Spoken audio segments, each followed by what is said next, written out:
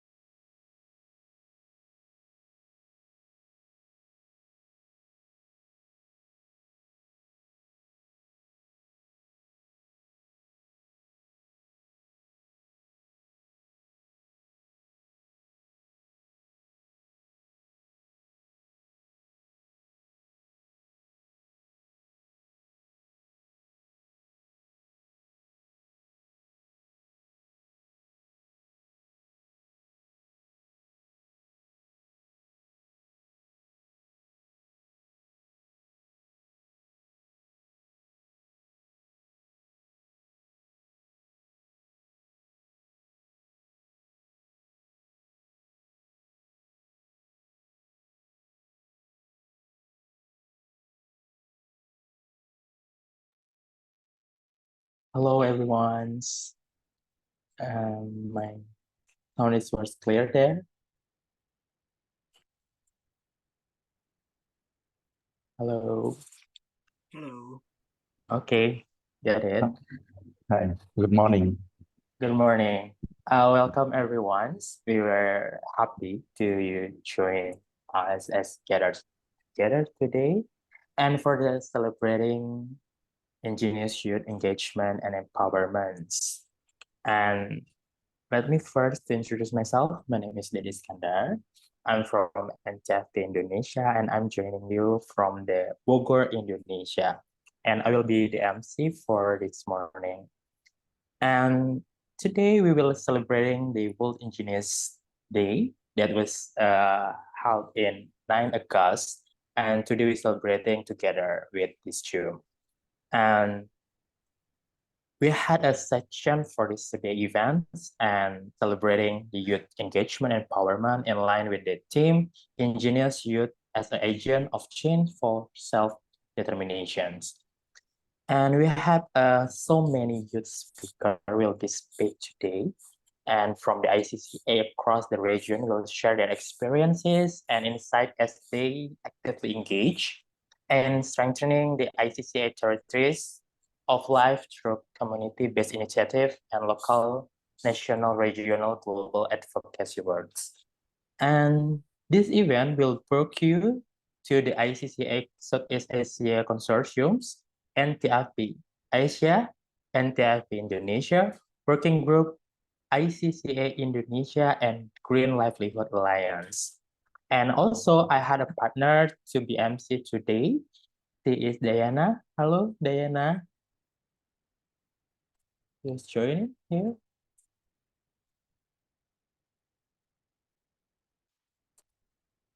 I think she's still having problem on her signal. Maybe we can move forwards because we had another sections to share.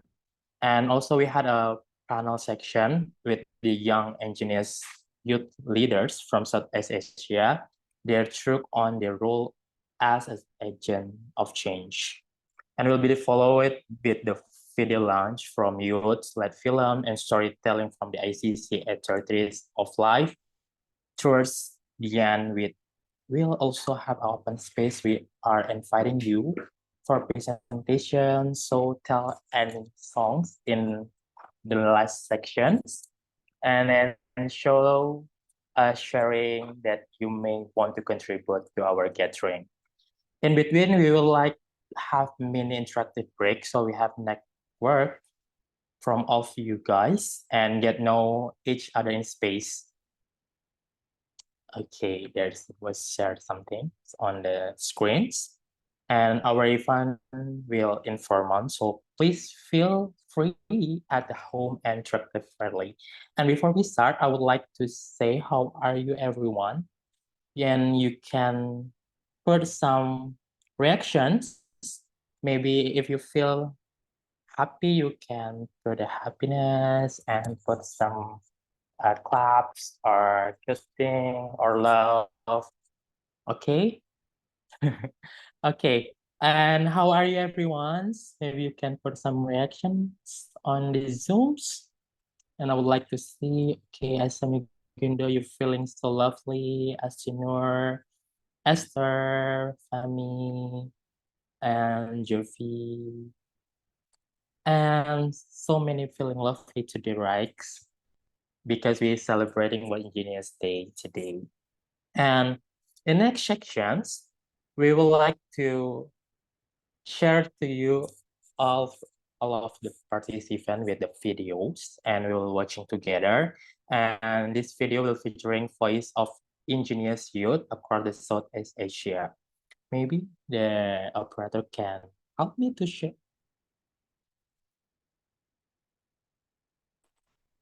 Yeah, where is the video? Okay, happy watching.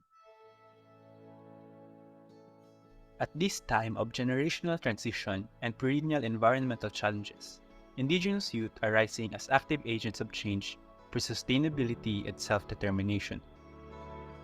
Southeast Asia is home to a diverse range of Indigenous peoples, each with unique and equally challenging concerns. The rapid pace of development is putting pressure on Indigenous cultures. Indigenous youth are often caught between two worlds, struggling to maintain their traditional identities while also adapting to the modern world.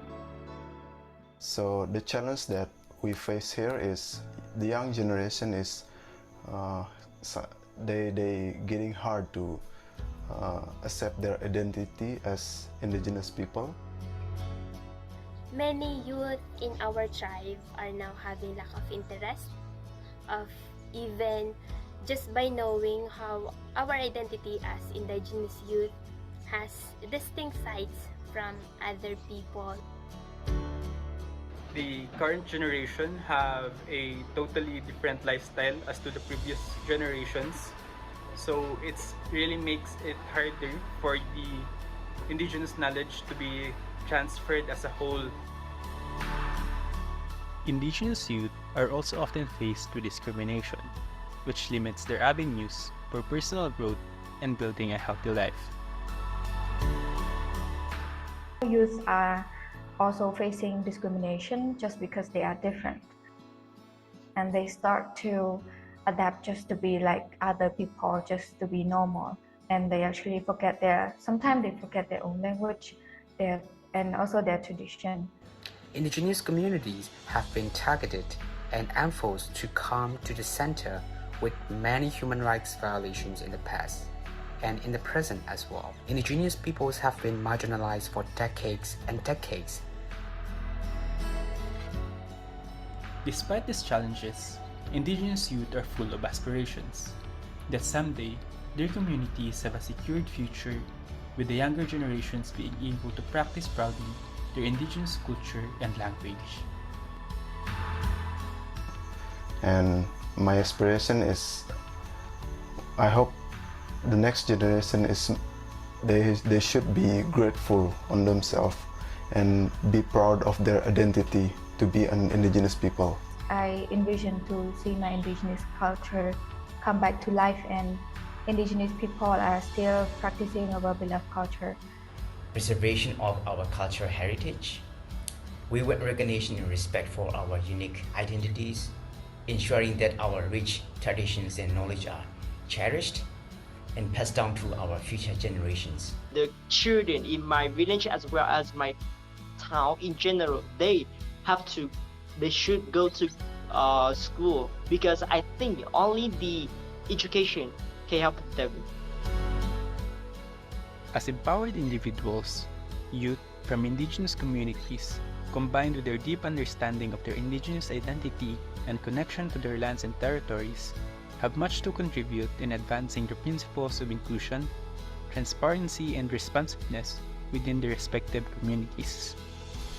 What I'm doing now is I try to document every indigenous knowledge here in my community, because I have an interest on documenting things, and in hope that one day they can use it as archive or they can learn from it. Right now, I am also a volunteer for my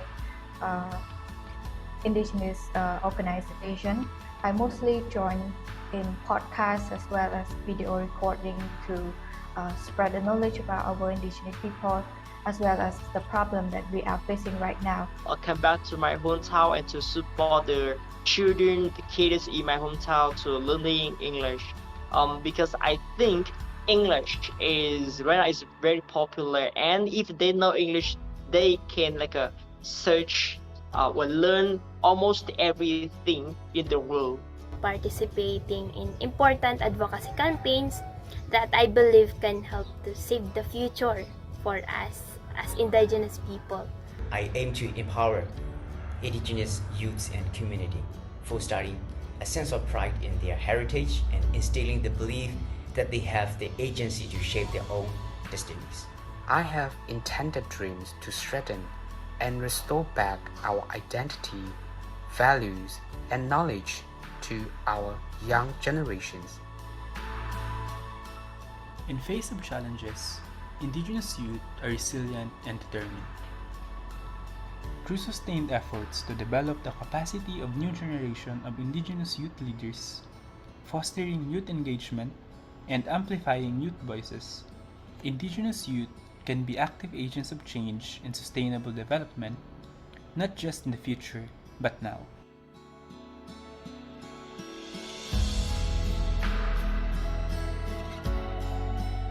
praise your own culture as much as possible, because our own culture, indigenous people culture and tradition define who we are, and it's actually a great benefit for all of us.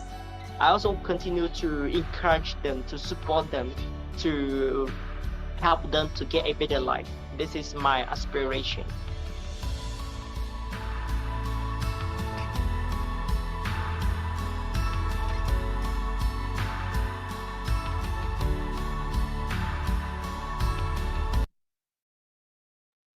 Yay! Thank you so much for your touchful videos from Youth Voice in Southeast Asia. And hello, Diana. Did you think the video and it's really great and inspiring, right? Yeah, I think it was really great. And hello again, everyone. I am Diana Sanyosa from NTFP Asia, Daddy's co-host for this morning. So I think I agree with you definitely, Daddy. The video produced by the Indigenous youth was super amazing.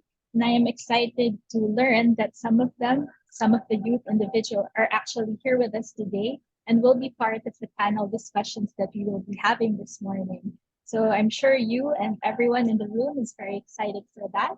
And I think without much delay, we could proceed with the next part of the program, which is the panel discussion, Conversations with Youth Leaders in Southeast Asia. This segment will be moderated by our colleague, Cindy Julianti. Cindy is the program manager at Working Group ICCA's Indonesia and is also part of the regional coordination team of the ICCA Southeast Asia Consortium, where she is serving as our advocacy coordinator. So without much ado, I turn over the floor now to you, Mbak Cindy. Terima kasih. Yeah, all right. Sama-sama Mbak Diana. Thank you so much for emceeing us today, Dedi and Mbak Diana. And once again, happy Indigenous Peoples Day, World Indigenous Peoples Day to all of you. And Indonesia particularly will also celebrate National Conservation Day. So yeah, too big a celebration now. So we will have a further discussion or panel with four great panelists here. We have Asami Segundo from Philippines.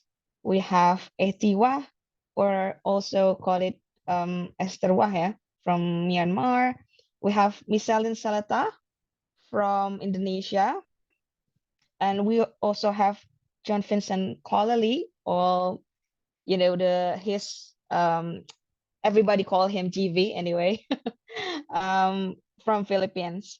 So yeah, this discussion is aimed to explore and diving more on conversation and how this, great panelists having their experience to also working on the movement of Indigenous peoples, youth movement around national, global, and regional level.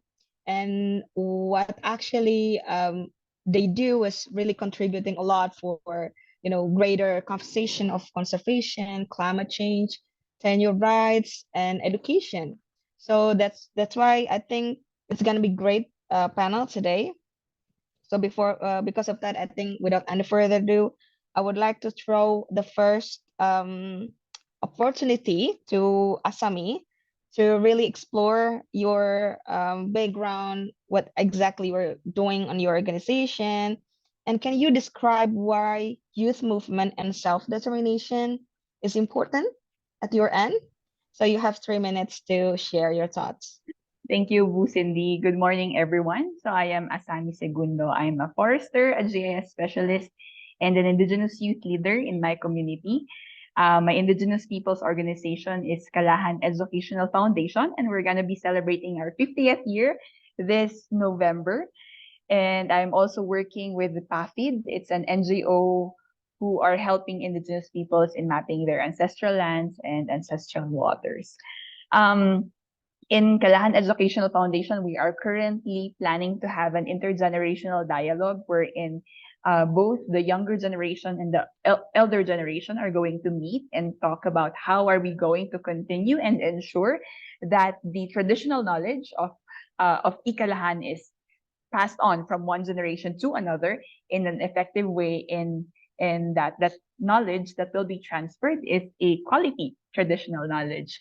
When it comes to youth movement, I believe that it's important because it is where we as young people, and in my context, Indigenous youth, exercise our right to self-determination, and we need youth movements to amplify what young people really wants, and what are the issues that concerns us today.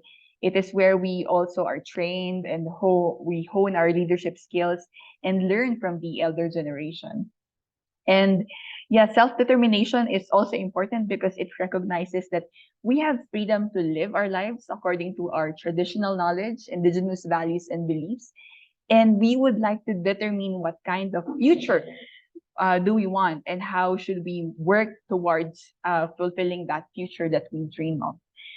For me, it's the right to create and recreate, to develop and to dream for our communities, to adapt to changes that was, as mentioned a while ago, like there is a lot of changes that's happening around the world, outside our community, that affects and impacts us. And to ensure that we, as Indigenous peoples, continue to exist, and not just exist, but to thrive.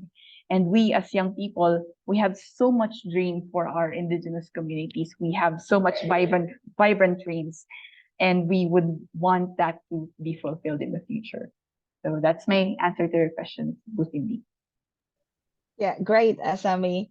It's really lovely answers from you. So I would like to also throw the same question actually for Esther Wa. She is also now youth representative for ICC Consortium. I think the first youth representative for ICC Consortium. Yeah.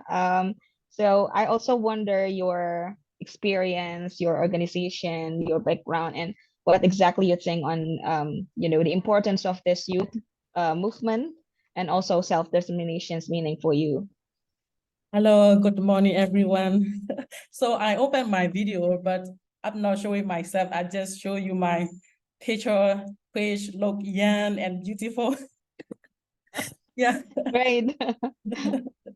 So my name is Etiwa, but but later on I name it as Esther One. When I write article or op-ed, I use it as Esther One.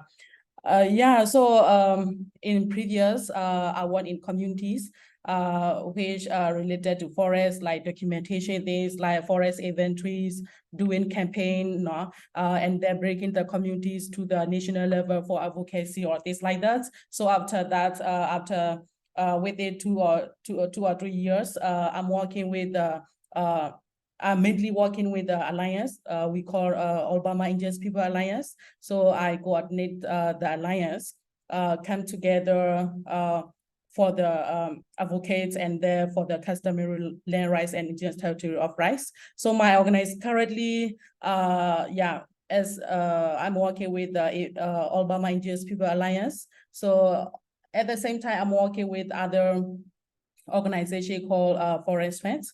And they're currently as CD mentioned, so I just appointed from the youth the methods. Yeah, so I would like to introduce my organization a little bit about the World Indigenous Peoples Alliance. The alliance is a broad-based network of indigenous communities around Myanmar. It is Myanmar-based indigenous CSO and CBO that represent indigenous communities across the country. So this alliance advocate and support for customary land rights and indigenous territory of life. So this is the background of the organization. So for me, how can I think about self-determination? So I would like to mention that self-determination refers to the rights of indigenous people to freely determine their political, economic, social, and cultural development without external interference. So self-determination as an indigenous youth is an essential aspect of their identity, culture, and future. So for indigenous communities, it is diverse with different languages, customs, and traditions. Then they have a long history of advocating for their rights and autonomy. So self-determination is a crucial for indigenous youth as it allows them to have control over their own affairs and to shape their future. So it involves the rights to participate in decision-making process that directly affect their lives, land, and resources. In many cases, conflicts arise due to lack of self-determination. allowing people or communities to have say in their own governance and affairs can prevent tension and conflicts by addressing root cause and promoting peaceful coexistence. So for the youth movement, the youth movement is important because they bring fresh perspectives, energy, and innovative ideas, driving social change and giving young people a platform to voice their opinions.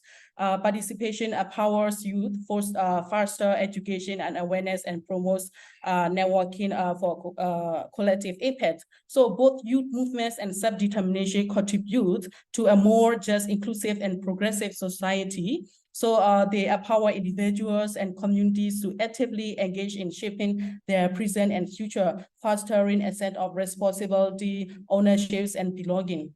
So thank you. Thank you, Esther. It might be not easy to working in Myanmar with, political unstable, the military coup, and that's what you're so inspiring working with the All Burmese Indigenous Peoples Alliance, and it's also a youth movement. So also I will call to another speaker. It's Miss Celine Salata from Indigenous Youth Front of the Archipelago, Indonesia. So you can also share your self background and what exactly you're thinking about on youth movement. And as I said, self-determination is meaning for you.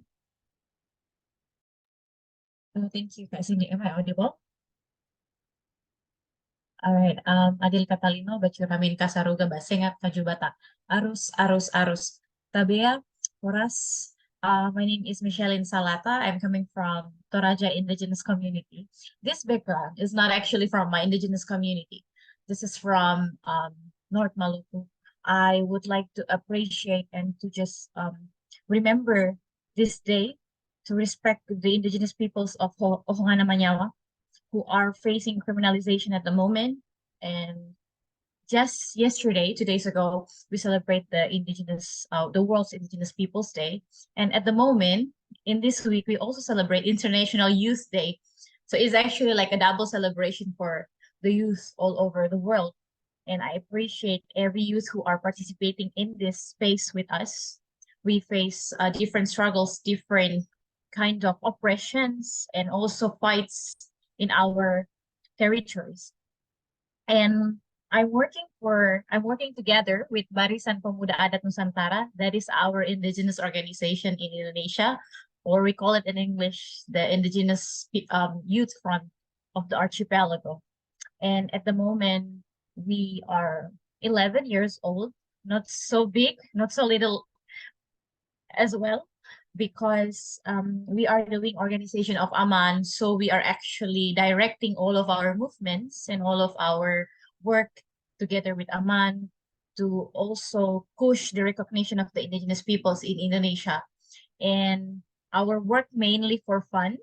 So it's not always about advocacy. It's not always about talking about human rights violation, but also how to empower our fellow youth to achieve their fullest potential, to use their skills to build their home. And that is why we call this movement Homecoming Movement. And also, when they do this homecoming movement, they go back to their community, they build indigenous schools. And as for the moment, we already have around more than 100 indigenous schools all over Indonesia, which is initiated by BPAN members, the indigenous youth themselves. And for me personally, this year is very special for us, the indigenous youth, because we are actually celebrated. But that is also one part where we challenge ourselves to see whether we already put the youth at the center of the movement or at the center of the decision making. And recently, for the past few weeks, BPAN have reflected on our movement to see whether we already empower our youth to make use of the skills that they have to empower other youth. So it is not only stop with us, but we want to pass this as a torch. And when you are a torch bearer, you have to be able to make your circle or your community as torch bearers as well. And regarding self-determination, we see self-determination as an intergenerational passing of torch, passing of power, passing of wisdom, in which the land rights and tenurial rights will determine the future of our next generation. And as the youth, we are the center of the decision making because we bridge the previous generation, our elders, our ancestors, to the next, which enables the collective work to be feasible and successful. And that is why at the moment we see Indigenous youth not as an exclusive term in Indonesia, but we want to introduce our work. We want to merge our work with other youth who are also living in urban area, who are also living in the cities, who are living in the coastal areas, in the forest.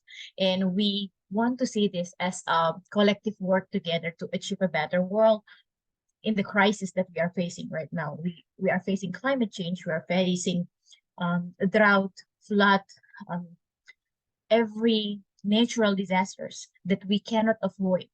And there are a lot of Indigenous peoples, including Indigenous youth, who are impacted by this. So this is how my organization have reflected so far about self-determination, especially in terms of the youth involvement inside the movement itself. Right, Thank great. you. We're so curious to hearing more from Miss Selin, what she works on Indonesia and the movement that they created and initiated in Indonesia. So the next 2GV here, the same question. You can tell about what exactly we're doing and about your thoughts and meaning of the youth movement and self-determination.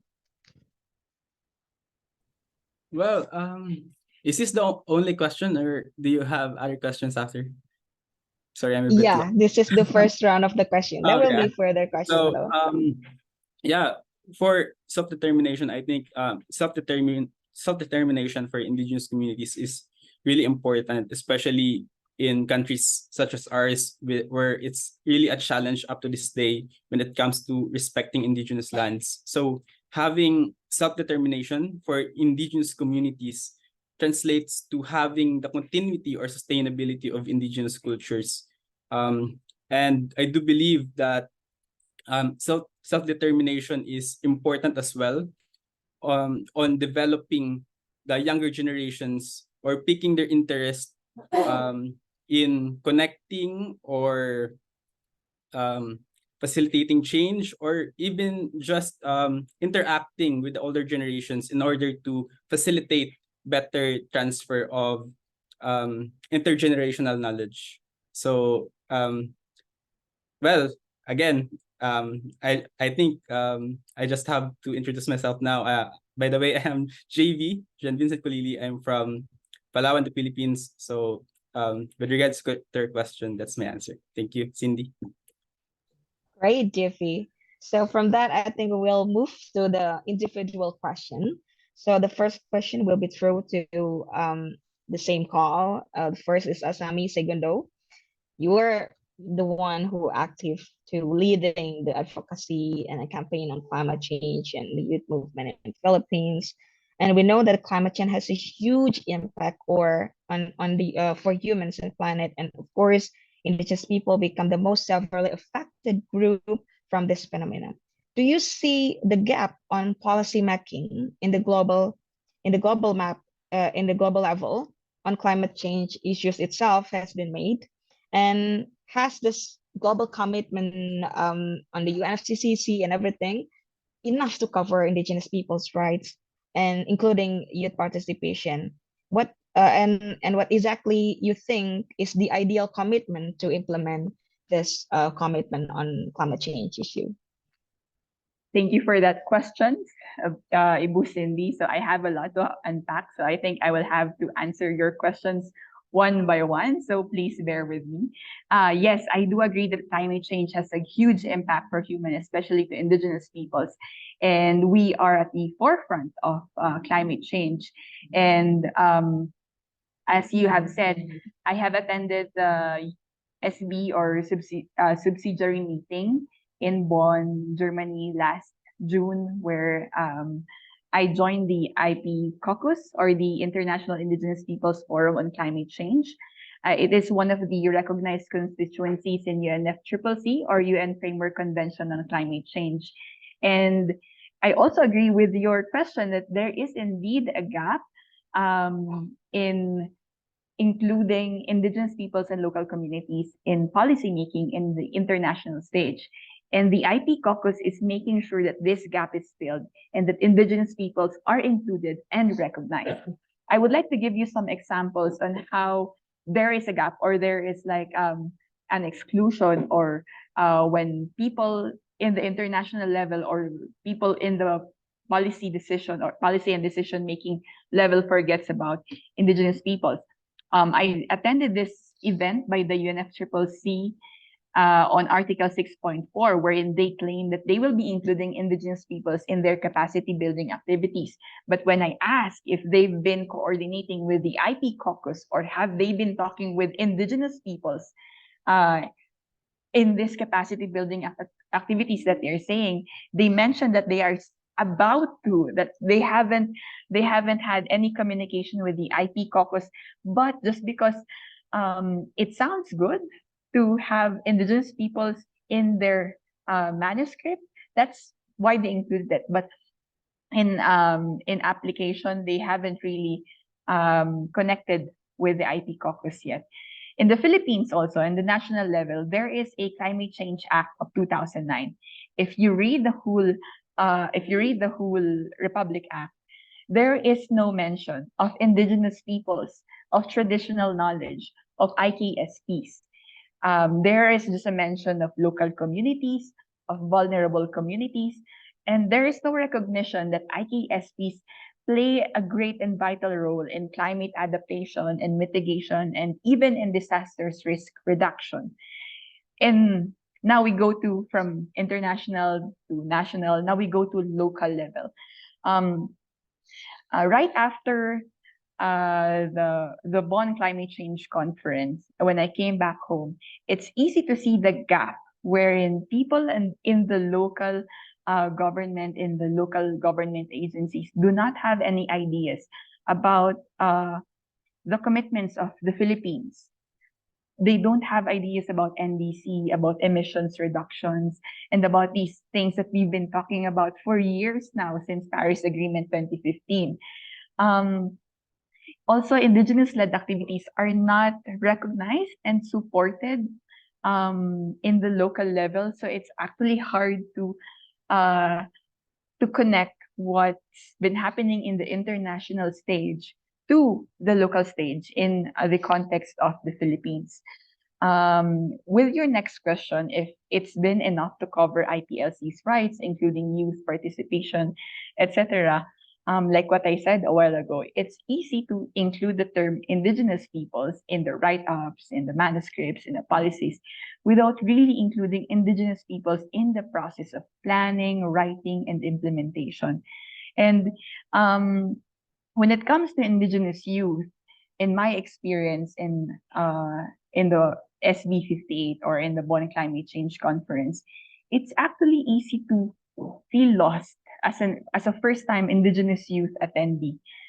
It's easy to get disenfranchised because SB 58 or the UNFCCC is so large, so huge, and there are many people who are involved. There are many governments. There are many organizations that are involved, and it's hard to understand. It's a bit complicated. So as an indigenous youth, it's a bit disenfranchising. Like sometimes you don't know why you're there. Like everyone is talking to everyone, but you're a bit lost. And that's why I am thankful that last SB 58, the indigenous youth in SB 58, that includes me, decided to propose a formation of a mini caucus under the IP caucus for indigenous youth, so that when indigenous youth would attend COP or would attend SB 58, we will not feel lost. And we will have people to ask questions or guide us what's happening inside that international event. And we call that International Indigenous Youth Forum for Climate Change. So it's like a mini caucus that is under the IP caucus, but solely for the indigenous youth. And we will be launching the IIYFCC in COP28 in December in Dubai. You also asked Ibu Cindy, like what is the ideal commitment and implementation of climate issues like adaptation and mitigation should look like? I believe that there should be first a recognition of indigenous peoples as key players, not just as in the forefront, not just as vulnerable people in climate change and adaptation, but that we play a vital role in climate action. And there should also be a recognition of IKSPs, or Indigenous Knowledge System and Practices, as effective tools in climate adaptation and mitigation. Not just recognizing, but giving due credit to the IKSP holders, not just cherry picking of the best practices of IPs and then presenting it in the international level, like packing it very well. I also believe that we should label IKSPs not as something lower than scientific knowledge, but something that is equal to it. And I think that that's very important, and that these IKSPs should be included in the policies that we are making. Inclusion of IPLCs and indigenous youth in policymaking and decision-making to ensure that the rights of indigenous peoples, as enshrined in the UN DRIP, or the United Nations Declaration on the Right of Indigenous Peoples, are observed and respected. We should be there. We should have a space in the table when it comes to policy making and decision making, not just indigenous peoples, but in indigenous youth as well. So that, just like what Micheline said, there will be a passing of torch to ensure that this continues, not just in for generations, so that the next generation knows what have been decided in these policy-making bodies, and that we will continue what we have started. Another ideal picture is what should be included for the implementation of climate action is the genuine, free, prior, and informed consent and full and effective participation of indigenous communities in the whole processes of policy making, project development for climate change, adaptation, and mitigation. And I think another key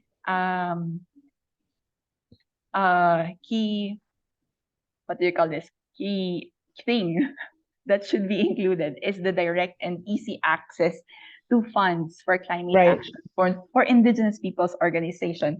Because sometimes, because we are IPOs, we have to go through the bureaucracy of accessing funds for climate action and for mitigation and for adaptation. So I believe that having a direct and easy access to funds for indigenous peoples is key in this ideal implementation of climate action for the indigenous peoples.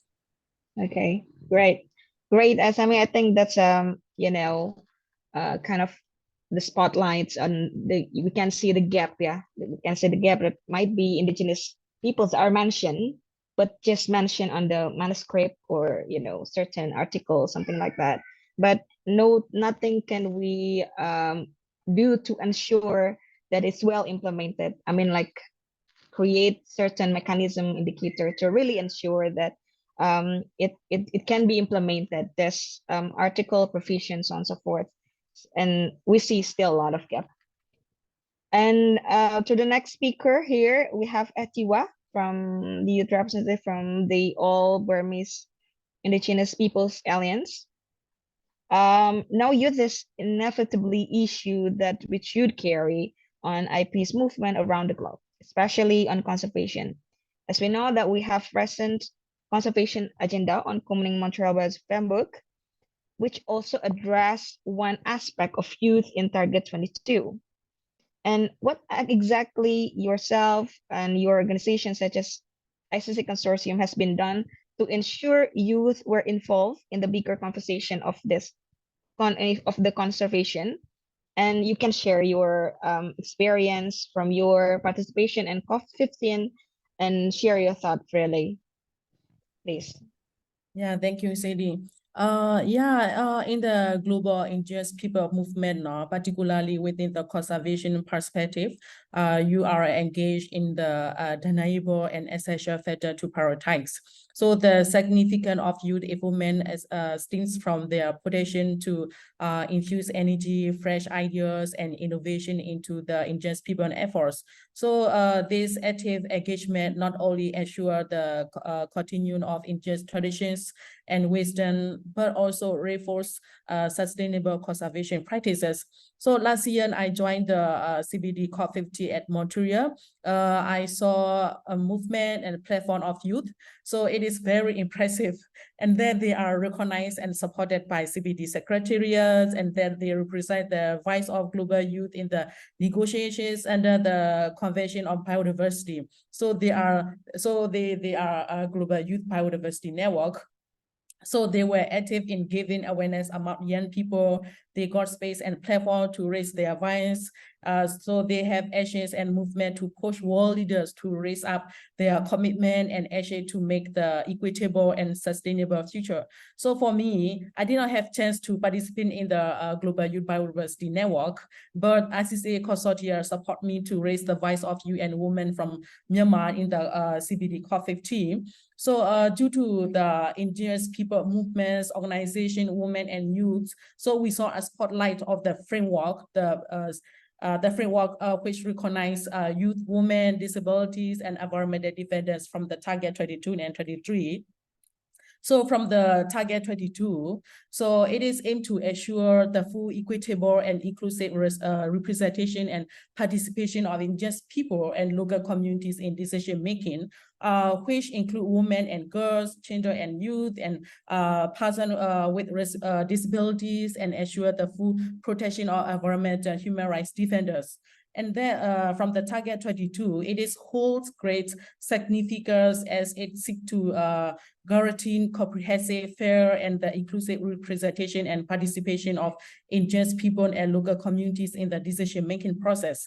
So this recognition alliance with the youth indigenous of the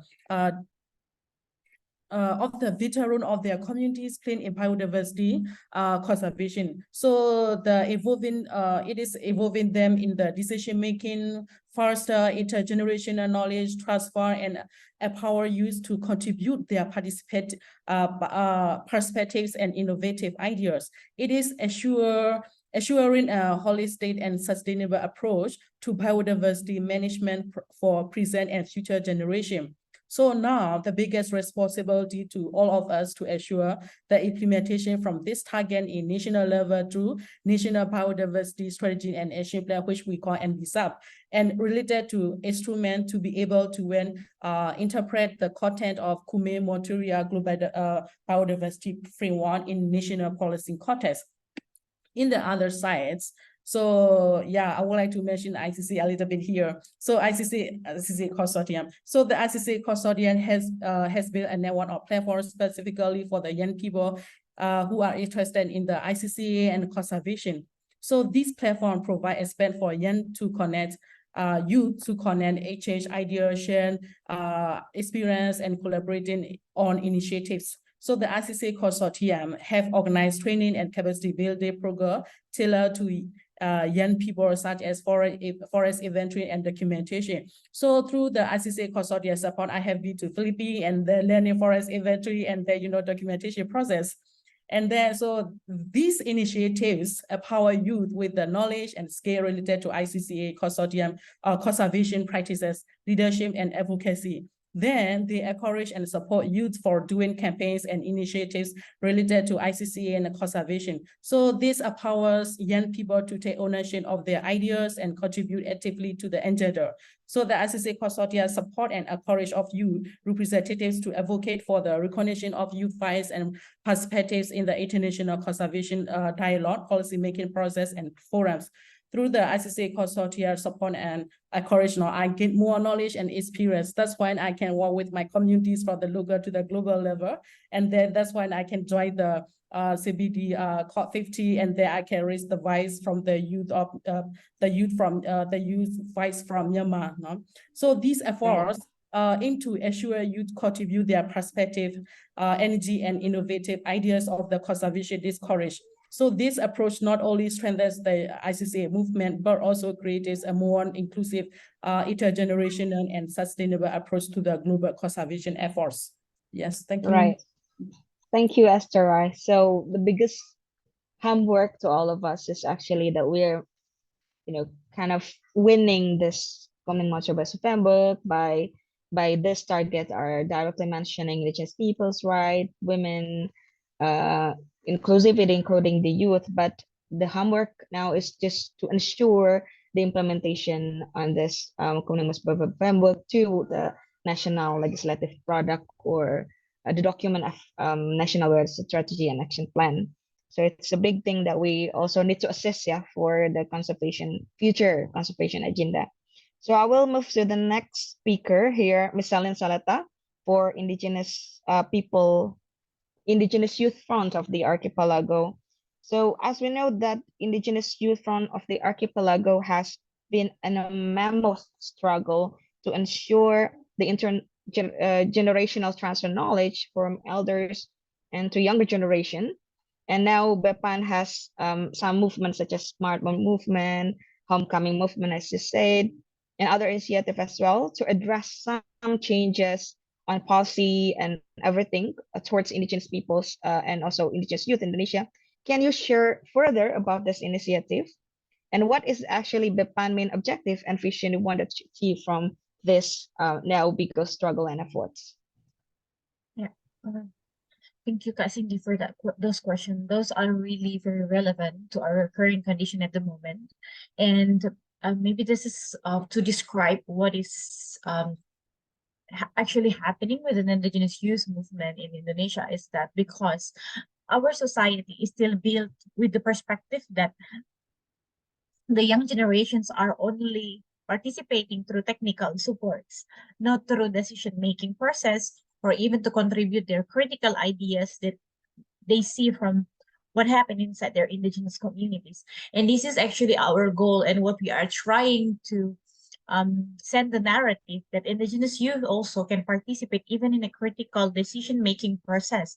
And that is why we campaign this self-determination, that whether the self-determination is also being upholded by the indigenous youth themselves. And we see that all of the layers of indigenous peoples, whether they are youth, women, persons with disabilities, people who are coming from different spectrums of categories, for example, inside the indigenous communities or indigenous peoples, they are actually have the equal role in contributing to determine the determinations or the fate of their community or their descendants.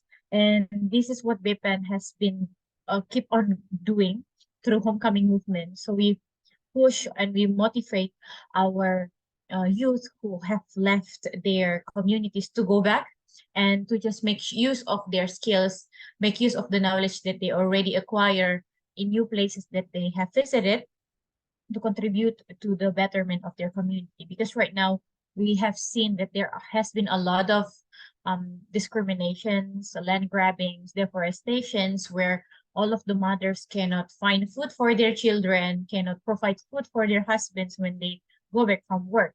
And we also see that right now there are no rice fields to be managed anymore by the young generations inside their communities. And this is actually very worsening and worrying because this condition forced the indigenous youth to leave their community and to work for mining companies, to become laborers for mining companies, which is grabbing their lands. And this is actually worrying. And that's why we call for actions for the indigenous youth to support and to actually enforce this homecoming movement to be done inside the indigenous communities and to expand it to bigger level, to national and international level. Homecoming movement has been playing a very vital role in our movement as an indigenous youth in Indonesia. And that is why we introduced this to the international level. And this has been very welcomed by some of our allies in Latin America and also in Asia region, and how it's good to have better education in big cities, but it's better to go back to our communities and contribute back more and build stronger our communities. So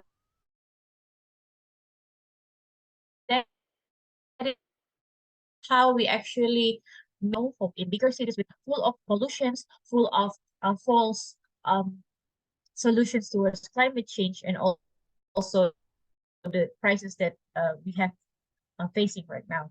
And smartphone movement as well. Smartphone movement is actually a very simple initiative by BIPAN, where they actually use it not only to record or to document rituals or dancing, singing activities, but it also to capture all of the phenomenon that happen inside the indigenous communities, because we know that we are in a very big threat right now. We never know that today we can walk in a green grass, but tomorrow all of this green grass is going to be vanished because of big transports that comes to grab our lands. And this is actually important to be forced to our indigenous youth.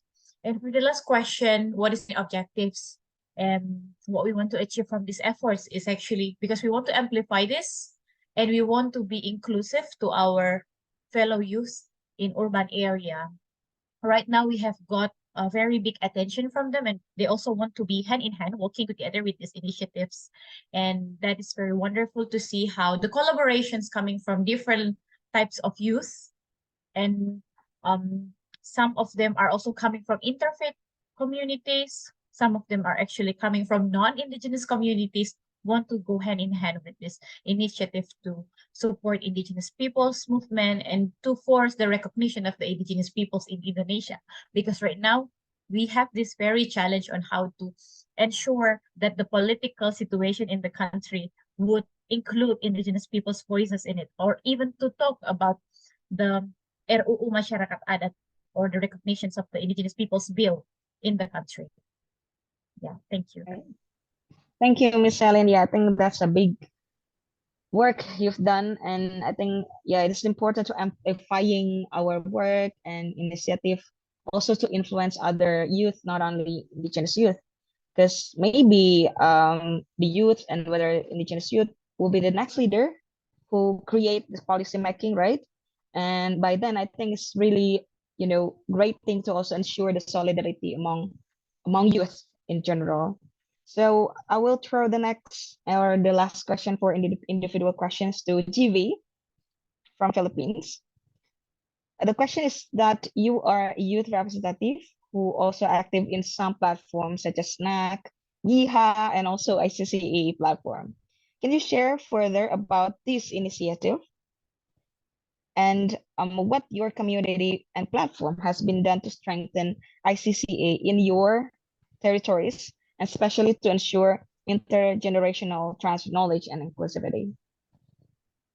Yes, thank you, Cindy, for that question. I apologize for my earlier confusion. I think it is now the time for me to introduce what my organization is. So as to borrow Michelin's words, it is a simple initiative. So SNAP is a simple initiative. It is a youth-led organization based on my indigenous community, which is in Amas Brooks Point. So our primary goal when we established this organization is really the intergenerational transfer of knowledge. Because as for us, the original members, we grow on the, on the plains area. And we feel that we are somewhat detached to our culture. So we established this organization, and our first projects was really on assisting on documentation of our indigenous cultures. Then we also assisted on projects such as development or establishment of Almasiga tree nurseries, the maintenance of a research station in the mountains.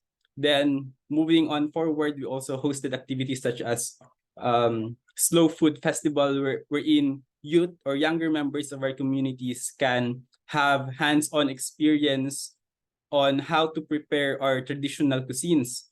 So not just on that, but also they also encounter these rituals, these practices that are also included on this preparation practice. Now, our SNAP colleagues or my SNAP colleagues are also working with local schools for celebration of Indigenous months, for example, as well as on hosting Indigenous peoples IP youth camp during summer. So these are the things that we don't have when we were younger. And these things are necessary on developing the confidence of younger community members. Now, moving on to the YIHA network. So YIHA is actually envisioned by the NTFP-EP to be a regional network or a regional hive of indigenous youth wherein we can collaborate or we can work together on certain areas or we can help each other. Now, as an intern for youth engagement and empowerment, my role is really just on coordinating certain efforts by us, such as hosting youth-led events. The video that was presented earlier was actually contributed or was really done and co-produced by our YIHA partners. So that's one of our outputs. Now, moving on how these initiatives, these simple initiatives helps on ensuring that we have intergenerational transfer of traditional knowledge, as well as on how we strengthen ICCAs. I believe that these are the necessary baby steps or small strides that we need to take in order to achieve what we envision for the youth, in order for them to meaningfully contribute on decision-making process on their communities or even their countries in general. So as mentioned in the video, we strongly believe that as empowered individuals, indigenous youth have much to contribute on developing confidence, or not just confidence, but really on achieving self-determination within their individual communities.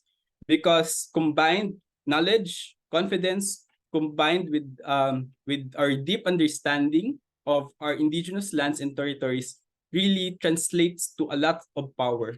And we hope that someday we have young community members, youth community members that would be able to really meaningfully contribute on, just like what Asami have said, when you go on this high level or multinational, international events, you somewhat feel irrelevant because of, or you somehow feel maybe overexposed on this high level of talks. But we really hope to develop youth that would really be willing, or not just willing, but be really confident on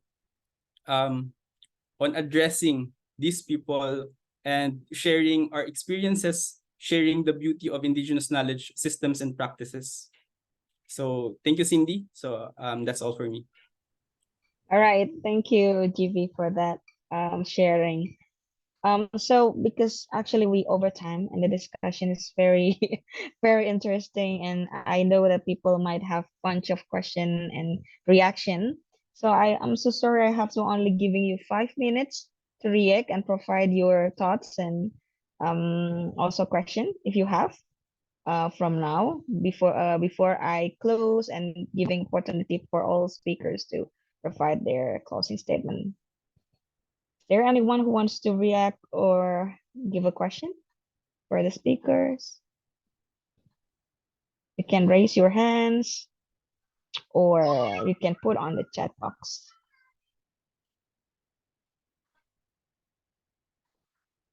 I think none, yeah. All right. So it means that your explanation has been clear a lot. So that's why I noted a lot of things here on my iPad. I just wanted to recap some of your statements here from all the speakers. The first is that here we still see the big gap, yeah, on the policy making, implementation, and the commitments in global, local, and national level. But here, we know that the intention sometimes of putting indigenous peoples' right participations by mentioning them in the manuscript or sufficient sometimes is only the way how this decision makers kind of abort or waive their, demands from this global demands to recognize indigenous peoples' right, or the responsibility to respect human rights itself.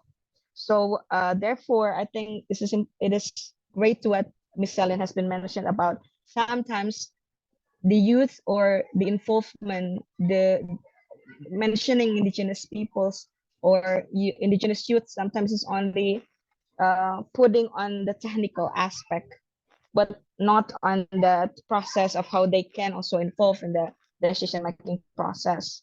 And that's why here we need to create more innovative and creative initiative, yeah, and where actually this indigenous youth movement are not only working for advocacy or campaign, but the most important thing is actually on the self strengthening for the community itself, to build their capacity, their skills, their knowledge, and to be able to fight against many changes internally and externally.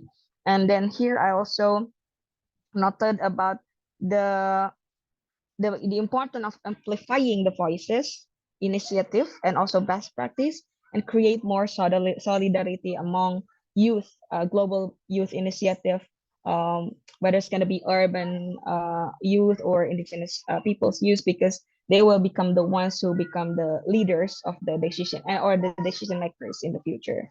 So I think that's all for this wrapping from myself. I'm so sorry.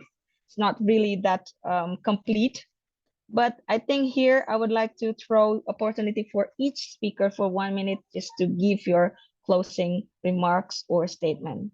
First, maybe from Asami. Thank you, Cindy. So I think my closing statement is this, that as Indigenous youth, let us continue to dream for our community, to dream for the recognition of our rights, which includes our land rights, for the conservation of our natural resources, and for the continuity of our culture. Let us be fueled by these visions and work towards this fulfillment of dreams, to amplify our voices both in local and international platforms for our generation, for the generation who fought for us, and for the generations that will be coming after us. That's my closing statement, Cindy. Great, thank you, Asami. So next, Ediwa, your words. Yes, so as my conclusion statements, I would like to give two messages to two kind of people. So the first is to the government, and the another one is to our youth. So yeah, I will talk the first one. I would like to give the message to the government or world leaders now. It is to recognize and protect indigenous people rights. So as many of the youth now are losing their opportunities to stand on their self-determination, to reach a proper education and their dreams, as many of their territories and rights were taken by many destructive development projects and discriminated policy. So let them create their future, engage with them, listen to their voice, and include them in decision-making process that directly impact their lives. So together, let us build a better future in sustainable manners. So the message to the youth force, I would like to remind you that the future is in our hands. So our future will depend on what we are doing now. So we are the one who guarded the planet now. So we guarded almost 80% of the remaining global biodiversity, and it is only happening because we apply and respect our traditional knowledge, wisdom, and culture. Therefore, we need to ensure the continuing of our struggle to define our rights and perspective, our way of life to save human biodiversity and the planet. We need each other for solidarity and collaboration. So we believe that together we can create a brighter and more sustainable future for all. Together we can create a world where indigenous knowledge and youthful enthusiasm walk hand in hand for a better tomorrow. Thank you. Thank you, Esther. Very strong message from you. And Miss Celine, how about you? Right. So what I would like to say is that to all of the youth, as we celebrate the moment of our participation inside the movement, especially inside the indigenous peoples movement, let us not be silent. Let us not be hindered by all of the boundaries, all of the limitations that hinders us from participating ourselves, from speaking out our voices, and to also speak the truth of what is really happening to the world right now, not only to us as an indigenous peoples, but to our natures, to our motherland, and to what our ancestors have left for us. We see right now that there has been less and less trace of good practices that our ancestors have left us. But it cannot stop only on us, but we have to continue working together from ground up. It is not from what other people told us to do because they are not indigenous, for example, but we believe in our value, we believe in what we are, so we keep on doing that, and we keep on empowering each other. And the last one is for the elders, for our wisdom holders. Let us keep on doing these intergenerational discussions, intergenerational transfer of knowledge. So us as an indigenous youth, we can continue to keep bearing the torch of wisdom and power to our next generation to save the world. Thank you. Thank you so much, Miss Ellen, for your message. And the last, our friend, TV, what you can say? Yes, Cindy, I think my co-panelists have really summed it up very, very much. First of all, I just would like to say thank you for all of our mentors as well as our contributors and those provided assistance to us. Thank you very much for your continued support. What I just to say is that we need sustained and continued efforts to really empower and amplify youth voices so that the young generations of IP youth leaders can be a more active agents of change for self-determination in the future and now. Thank you so much, JP, for your closing statement. I think that's why today I've been very optimistic for a better future. Thank you very much to all panelists for a really great opportunity to speak and having conversation and explore our POV and perspective from Indigenous Peoples Youth. And once again, happy World Indigenous Peoples Day, so sorry. And also International Youth Day, yeah, Miss Aline. So see you again, yes. and we will have a further opportunity to discuss in the other time. Thank you so much. Myself, Cindy, need to go back and I will turn to Ibu Diana for next session. Thank you. Yes, terima kasih, Bu Cindy, and thank you so much, Eti, JV, Asami, and Micheline for that session. Truly, there is much to celebrate, and we are really so inspired by your efforts and your leadership. Congratulations, and thank you for being torchbearers of hope and wisdom. I think everyone here feels very privileged to hear and learn from all of you. And to read the words in the chat box, I saw a comment from Dazzle Labapis. He said, it gives us assurance indeed that the future is bright and can be better. So turning over to you now, Debbie. Yes, I will go also with Badiana. As I mentioned before, there is so many youth in these Zooms, and I would like to see and very curious about who else joining us on these Zooms. And maybe everyone can open mic, and I would like to hear from you in each country when I say your country, right? Like, there's any participant from Indonesia? Maybe I can hear participant from Indonesia. Hello. Halo Here. Dedi. Salam hangat Indonesia. Okay, for the next one, yeah. And the next one is Myanmar. Any participant from Myanmar? Hello, Myanmar. Miss Ami in Myanmar. I'm in Myanmar. Hello. I've been There's sorry. and Nyolin. Yeah, and Nyolin, SD. Tin Amichit. Yeah. I'm from Okay. Myanmar. Hello. Yeah. Hello, I'm from Myanmar. Yeah. Okay, there is so many Nice people to from see you. Myanmar. Nice to see you. Very youthful. Yeah. And the next one is Vietnam. Any participant from Vietnam? Yes, I think we have two. I know. Okay. And the next one is Malaysia. Where is Malaysia peoples? We have a lot. Oh, hello. They have a lot of people. So many people. Yes. Hello. Hello from Yay. Hello. Malaysia. Yay. Malaysia. And the next Hi, one is Jenny. Philippines.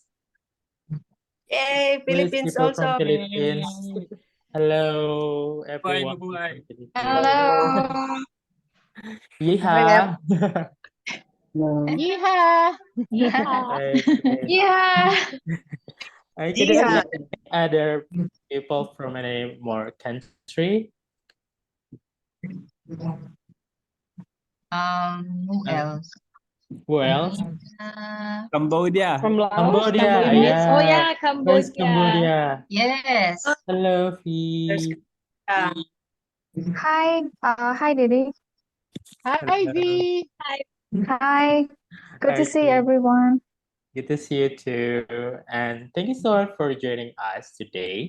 And No worries. also, as promised, we also want to make this a space where we can get to know each other. And for the next part, we will assign you to breakout rooms where just only 5 minutes to get to know each other and sharing some things. And everyone will automatically be sent to the next plenary. Okay. Maybe we can move to the breakout room. Okay, just for 5 minutes, right? Then Yeah, and just then 5 minutes only. yeah, it would be good to meet and greet It's everyone. like speed dating. Yeah. Yeah.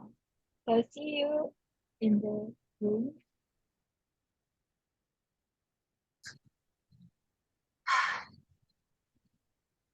Our host shall assign you randomly very soon to breakout rooms. Just wait for a second.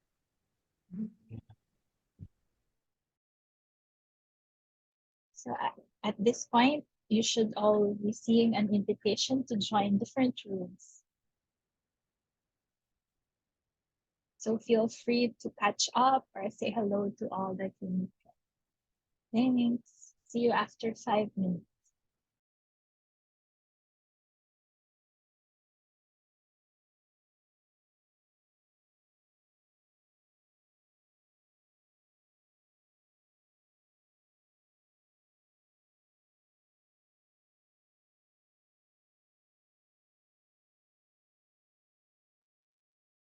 Yung co-host hindi automatic, so join na lang kayo sa lista.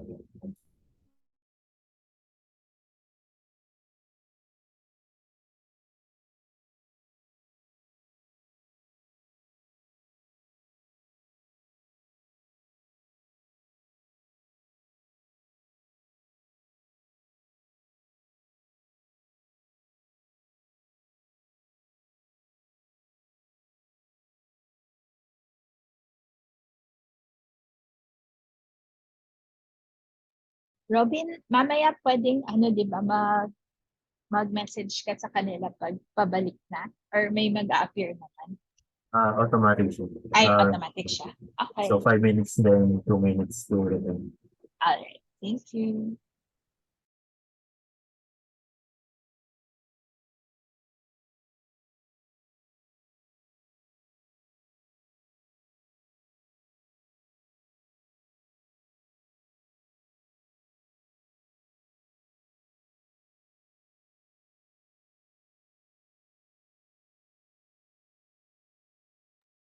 Hi, Mar. Ay, wala siya. Nag-join na.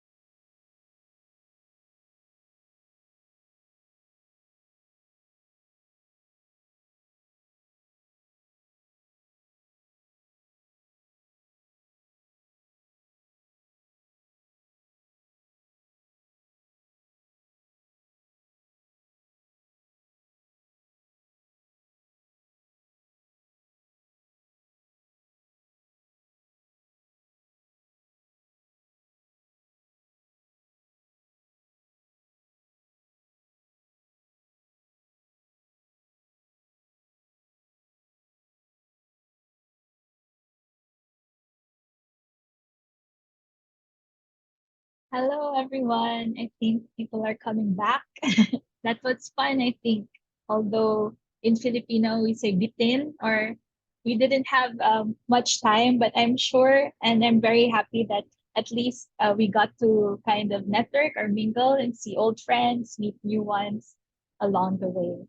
So this is a really, our intention really was to kind of have a virtual campfire. And I think even though we just had 5 minutes, with that breakout room, I hope that you met new people or were able to reconnect with people whom you met previously and have been able to meet them again now online during this virtual campfire celebration that we have in honor of World Indigenous Peoples Day. And so I think now we're 22 people back in the room. Not sure if we're still waiting for the others to return. Maybe when we're all complete, we could take the opportunity also to have a group photo for posterity or for our remembrance. So let's just wait for everyone to come back and then kindly retain or still open your cameras if possible so that we could take a group picture before we move to the next part or segment of the show. All right. Ate Diana, maybe you can repeat your instructions Yes. as Okay. others are still coming Are in. still coming in. So hello everyone. We're still waiting, I think, for a few more people to come back. But I was saying maybe this is a good opportunity now for us to have a group photo together while we're coming back from the room. So if you could kindly put your camera on, and at the count of 5, I think we could have a group photo. So Robin and Sila, maybe you can help me take the picture. So at the count of 5, please strike a pose or give us your best smile or show us how you're feeling at the moment. Very celebratory, I hope. And then we will take that picture and send it to everyone in the room as a souvenir from this virtual campfire event that we have together.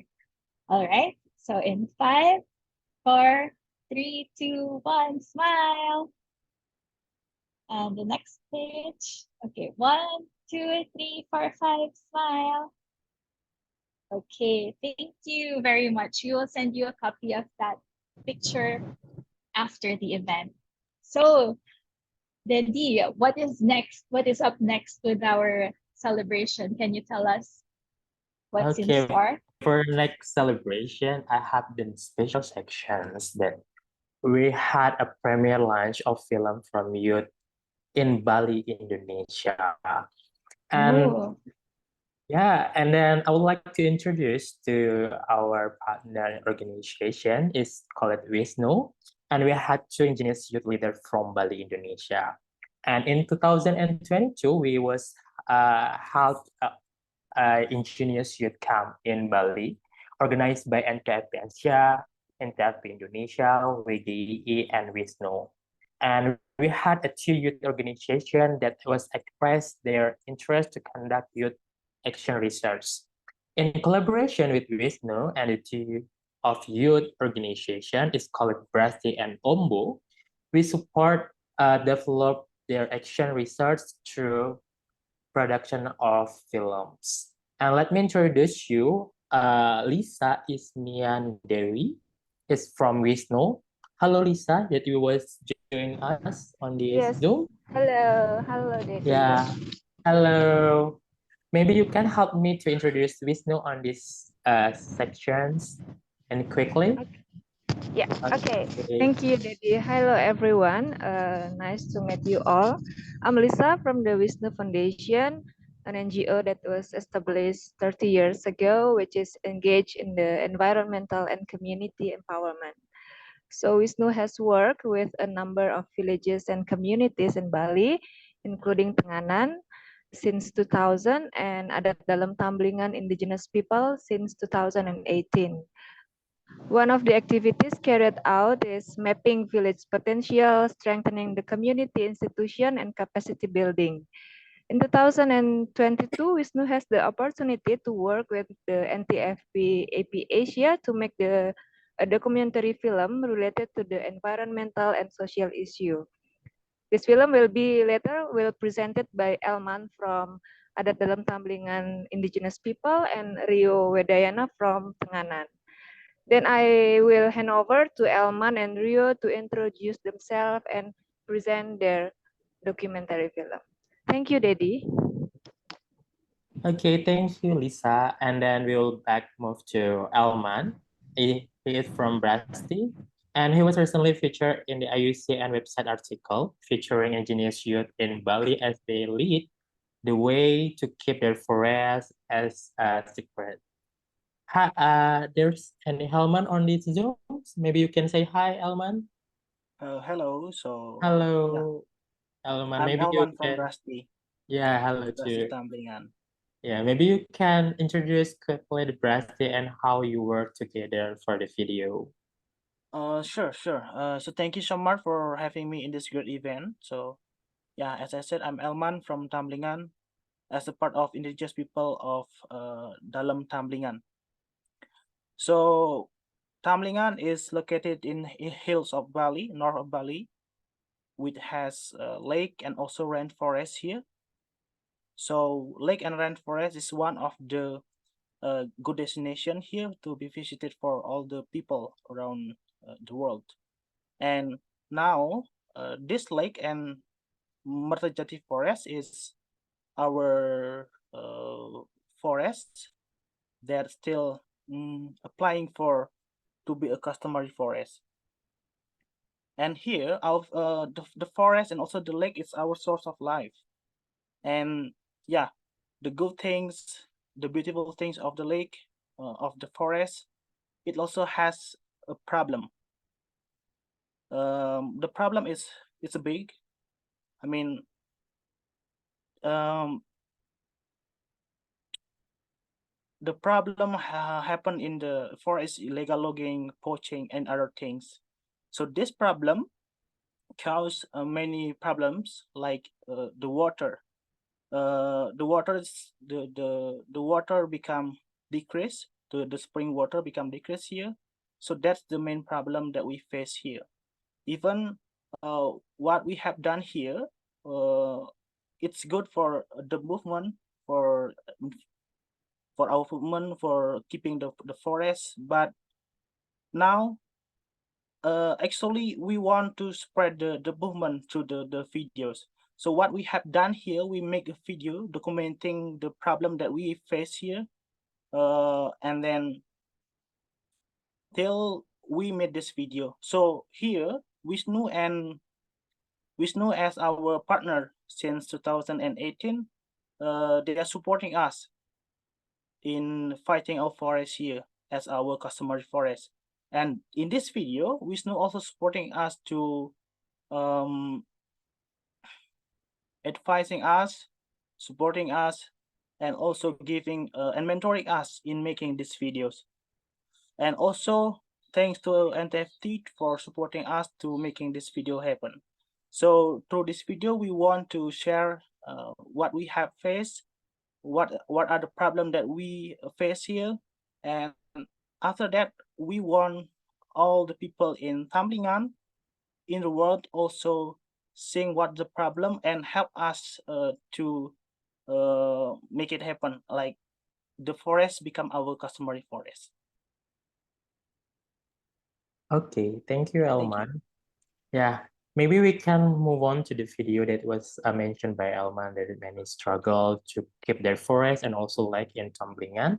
And maybe the operator can help me to open the video here. Okay, happy watching, guys.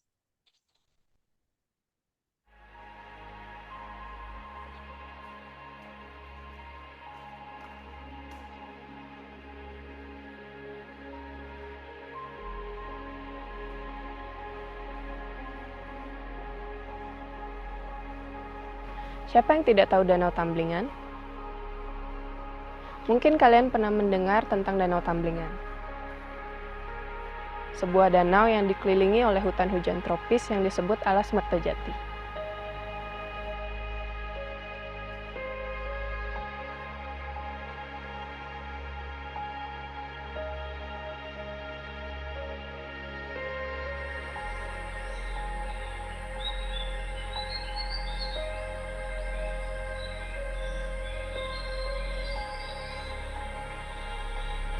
Kawasan yang disucikan oleh masyarakat adat dalam Tamblingan ini merupakan kawasan yang sangat penting. Hal itu dapat kita lihat dari banyaknya pura yang ada di sini. Beberapa di antaranya ada pura dalam Tamblingan, Pura Gubog, Pura Tajun, Pura Guna Anyar, Pura Nageloke, dan masih banyak pura lainnya di mana setiap 2 tahun sekali masyarakat adat dalam Tamblingan melakukan serangkaian ritual untuk memuliakan air dan disebut dengan lilitan karya.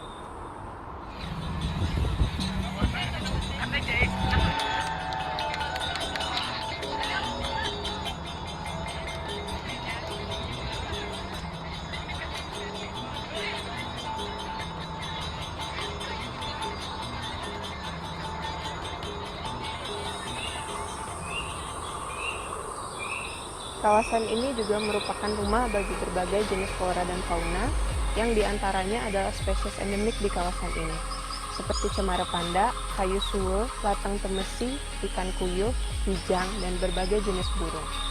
Hutan yang rimbun dan danau yang masih alami merupakan bagian dari cagar alam Batu Karu yang menyuplai air bagi sepertiga wilayah Bali. Hutan ini juga memiliki berbagai jenis pohon dengan daya simpan air yang sangat baik, seperti beringin, bunjulit, bunut, dan lain-lain. Maka dari itu dapat kita simpulkan, hutan ini dan kawasan ini tidak hanya penting bagi masyarakat adat dalam Tamblingan, namun vital bagi masyarakat Bali secara umum.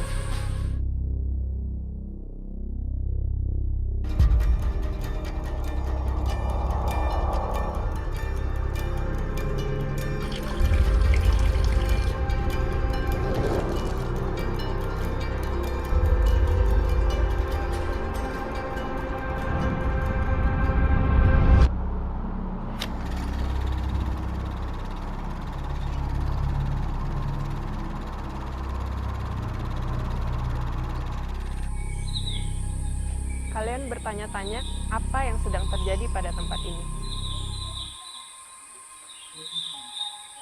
Walaupun terlihat tenang dan indah,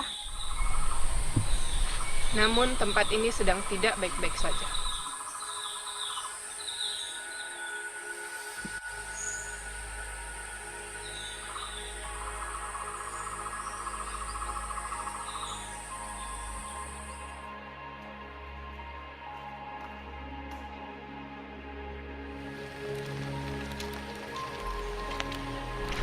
Illegal logging merupakan salah satu permasalahan terbesar yang masih terjadi sampai sekarang di kawasan ini. Lalu siapakah pelakunya? Tentu saja mereka-mereka yang hanya mementingkan kepentingannya sendiri dan tidak sadar akan keberlangsungan hidup yang bergantung pada hutan ini sebagai masa vegetasi yang menangkap, menyimpan, dan menyuplai air ke wilayah sekitarnya.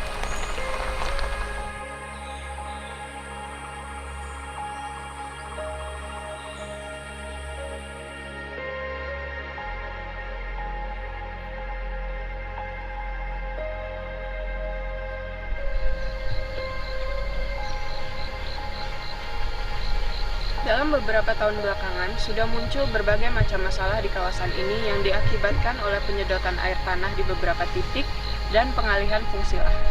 Pengalihan fungsi lahan di sekitar alas Mertajati ini dapat kita lihat dari lahan yang ada di sekitar sini yang pada awalnya ditumbuhi oleh tanaman keras seperti kopi dan tanaman perindang lainnya yang memiliki kemampuan yang sangat baik dalam menjaga kualitas tanah dan air. Namun sekarang lahan-lahan ini sudah ditumbuhi oleh tanaman musiman seperti sayuran dan bunga yang memiliki nilai ekonomi yang lebih tinggi, namun tidak memiliki kemampuan yang baik dalam menjaga kualitas tanah dan air. Banyak dari kita belum menyadari akan dampak yang sudah menanti di depan mata dan akan semakin parah jika tidak segera diatasi.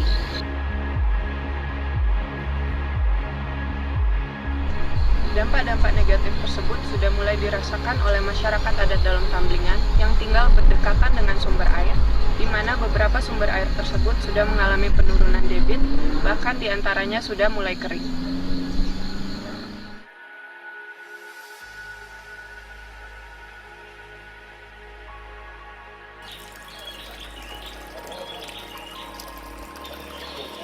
Sumber air beji yang ada di kawasan Pangkal Batu yang dulunya digunakan warga masyarakat untuk kebutuhan sehari-hari, keadaan air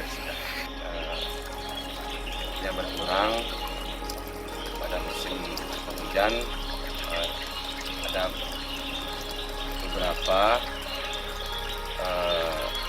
sumber air yang muncul, tapi pada saat musim kering kemarau airnya akan berkurang juga.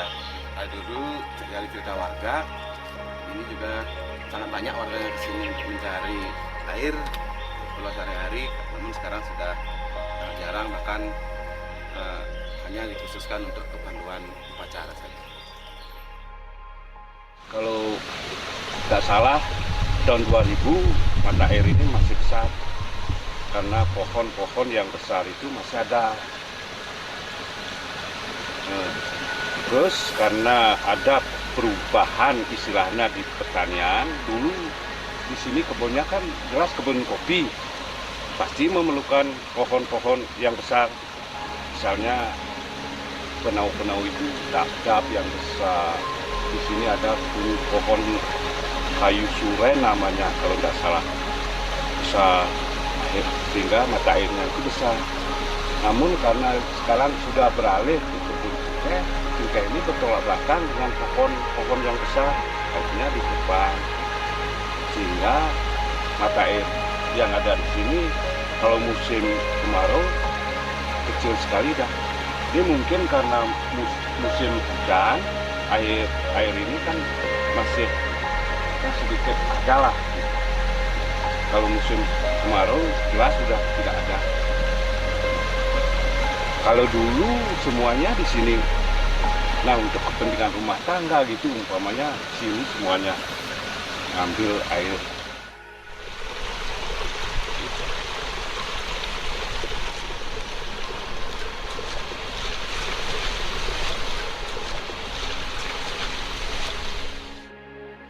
Dan kaking orang punya kopi nak liu di ni, penaunya gede-gede, karena gede je di ni. Mana liu ada di ni, karena umur jero ada. Daerah atas tu punya pokoknya kopi tu, daerah atas tu kopi, isinya kopi, punya kayu gede-gede, gede liu malah, gede cubrek, tu gede langka baru buat dulu, begitu. Balik fungsi karena kopi yang ada harga malah ni. Dan dagangnya cengkeh, oke, cengkeh. Coba ini apa ya? Nah, sabu umane sing mania jadi. Tek umane jadi balik fungsi ke cengkeh, nyatang ya jadi. Nah, sama sampai ya. Ini ada umur pak ya umahnya kan umur. Tiap umur nak misi penyuangan ya, ada kita gede ya kan itu yang menampung ya, mau magi ke bedeng-bedeng ada bedengan umur tu dah. Tuh. Jadi bercenik ya ni, tu jadi pipa undang ada ye, pang manyi ye, itu kan, bang kewe kan ye, ulah macam ni. Di Menjero, buk lah ada di Maluan ni ada kelebutan, kayaan itu buk. Jadi terkuat oleh kangen, ada badan kayaan nangke, itu pidan kami bu, kaya nak itu. Kemudian ada WC Maluan, WC sing ada, itu kaya. Ada ruang kamar nih, sebelahnya cewek, sebelahnya mani gitu. Jadi bu, yes yang ada nyat buat dia, sing bu, kayak manggu, terus bu ada pa masuk, hilang, ringan sal menghilangkan sing ada ayah begitu. Dan di ruang-ruang ini ada masih kayak itu bene, ada kayak lagu wajib. Sebenarnya bu, ayah pancorannya 5. Wah, jadi bisa ada apa? Peteng itu hilang pancorannya. Tolong masuk bat, kita anak merilu itu masuk bat. Terus di Bedau, ada di Toyening, daerah Toyening, di Maluan kelebutan. Kemudian ada pabrik itu kelebutan ada di wilayah Sangkeh lah itu bu. Itu ada sih itu kayaan. Dan iya anak gede itu, namu tuh kayak anak sen jalan. Isi cara kolam itu jadi bu ya ada snack itu ten bu di kolam misalnya jadi kolam B dan naik kaya itu renang ini bebek renang itu. Di balik keindahan Danau Tamlingan dan juga alas Martojati yang masih bertahan sebagai penjaga ekosistem, di tengah maraknya perusakan lingkungan yang akan sangat berdampak bagi kehidupan kita di masa depan, masihkah kalian rela jika tempat ini terus-menerus dirusak oleh mereka?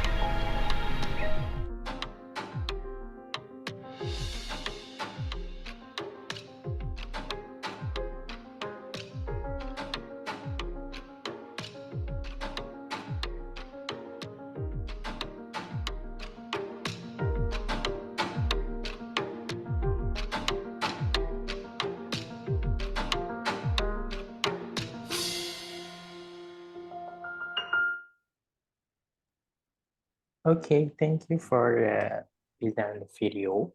And we learned so much from the video about the environment issue and the ecology that was happening in Tamblingan.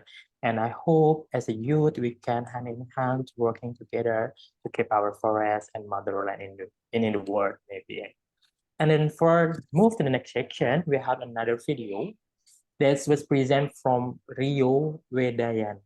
Hello Rio, that you here, and I would like to invite you to speak with me. Hello. Hello, nice to meet you too. Again. Nice to meet you.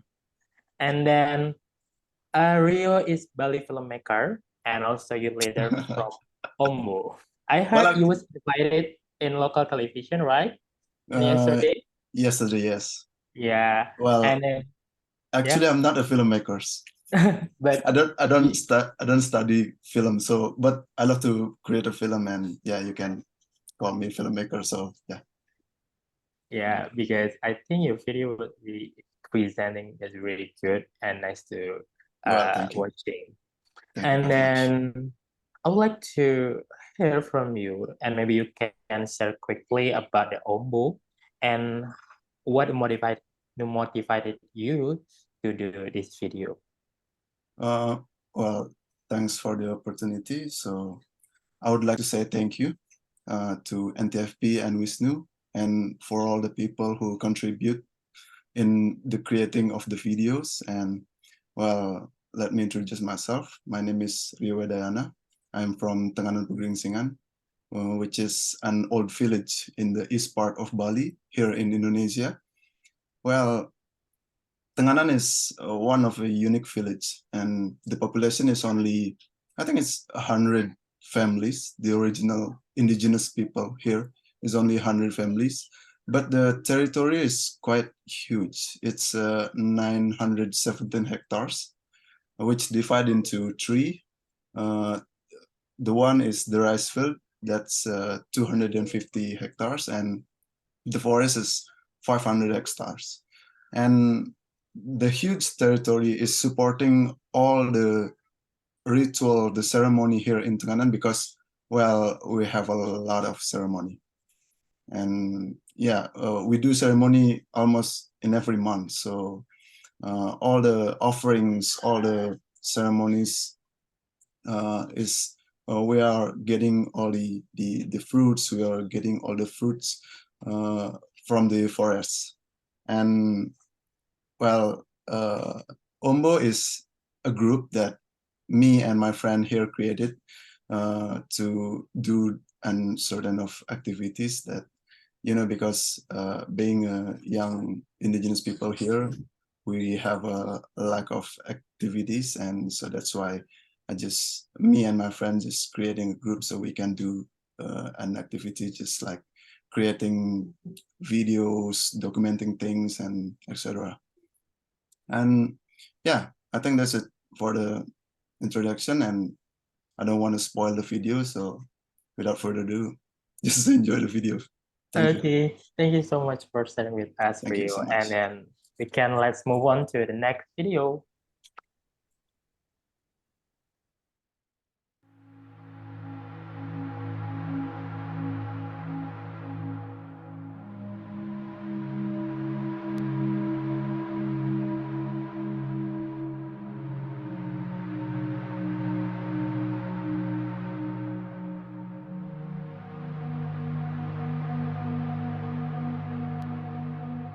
Hutan adat Desa Tenganan Pegeringsingan, sebenarnya hutan ini sudah ada dari sejak ratusan, mungkin 1000 tahun yang lalu atau ribuan tahun yang lalu. Hutan adat yang dikelola dan dimiliki oleh masyarakat adat Tenganan Pegeringsingan secara turun-temurun.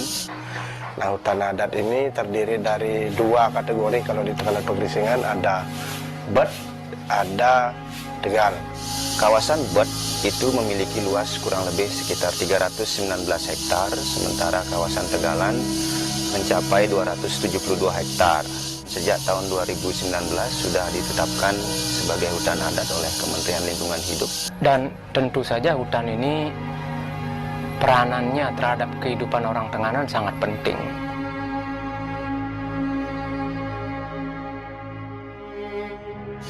Terkait dengan aturan pengelolaan di kawasan hutan adat, secara khusus memang diatur dan bersifat tertulis dalam aturan adat yang disebut awig-awig. Salah satunya pasal 7, kami tidak boleh menjual atau menggadaikan tanah keluar. Ini pun diperkuat dengan pasal 37, di mana orang luar ini tidak boleh memiliki lahan di dalam wilayah adat Tenganan Pegeringsingan. Pasal 14, kami tidak boleh menebang pohon sembarangan. Jadi beberapa jenis pohon itu memang dilarang untuk ditebang, kecuali dia sudah mati.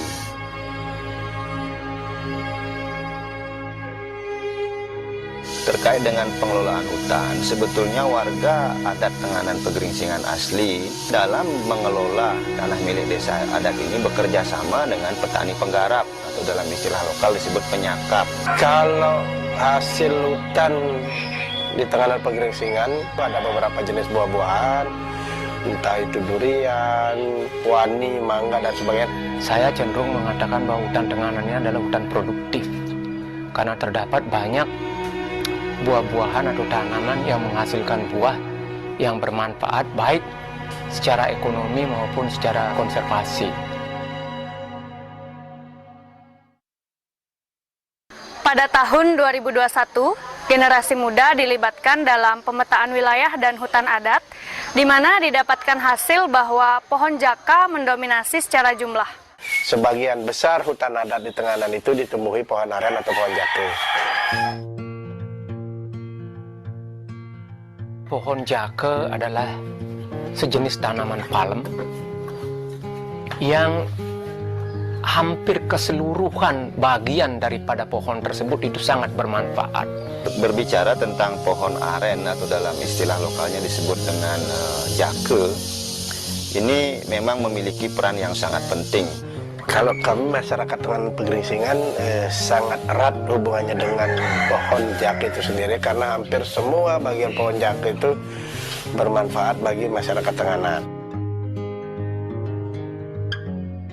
Misalnya tentu saja dari akar kita mulai, ketika hujan dia akan menyimpan air, akar yang muda juga bisa dipergunakan sebagai obat.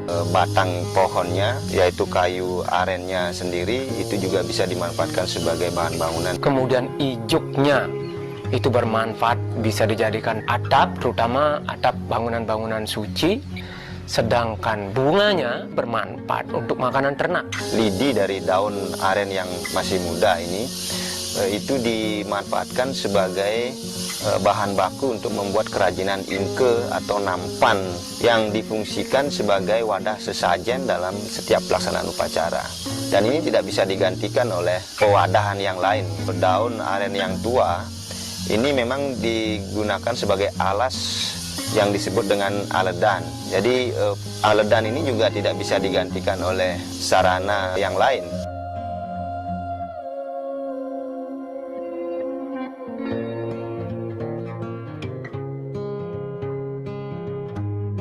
Pembentukan kursi ataupun kabinet, meja, jadi itu pemanfaatannya dari bentuk alam itu sendiri. Pemanfaatan bahan uyung dimulai 20 tahun yang lalu. Melirik kekuatan bahan uyung tersebut itu sangat-sangat kuat dan tahan lama. Tenun ataupun menenun, alat-alat yang dipergunakan oleh orang tua kami itu mempergunakan bahan uyung. Orang tua kami mempergunakan uyung tersebut sebagai alat gamelan. Ini yang namanya ijuk untuk bikin tali. Jadi tali yang dipelintir sekecil-kecil mungkin itu lebih kuat dari tali yang lain. Jadi selain kami pemanfaatan pohon, bunga dan sebagainya, binatang yang ada di dalam dari pohon aren itu sendiri, itu adalah protein yang sangat-sangat tinggi yang kami sebut itu binatang ancruk. Pada musim hujan, jamur yang ada di pohon aren yang sudah tumbang itu merupakan lauk kami yang sangat-sangat nikmat sekali. Fungsi pohon aren kalau dikaitkan dengan pelaksanaan ritual upacara, tentu yang utama adalah pohon aren sebagai penghasil tuak. Tuak itu memegang peranan penting di dalam ritual lokal di Tenganan. Hampir semua upacara yang kaitannya dengan adat diawali dan diakhiri dengan tuak. Baduk laiha.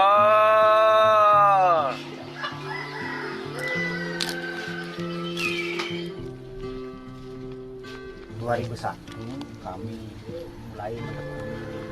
Awalnya kami tidak bisa, belajar dan belajar. Kalau pohon jako di penggarap saya ini kemungkinan banyak.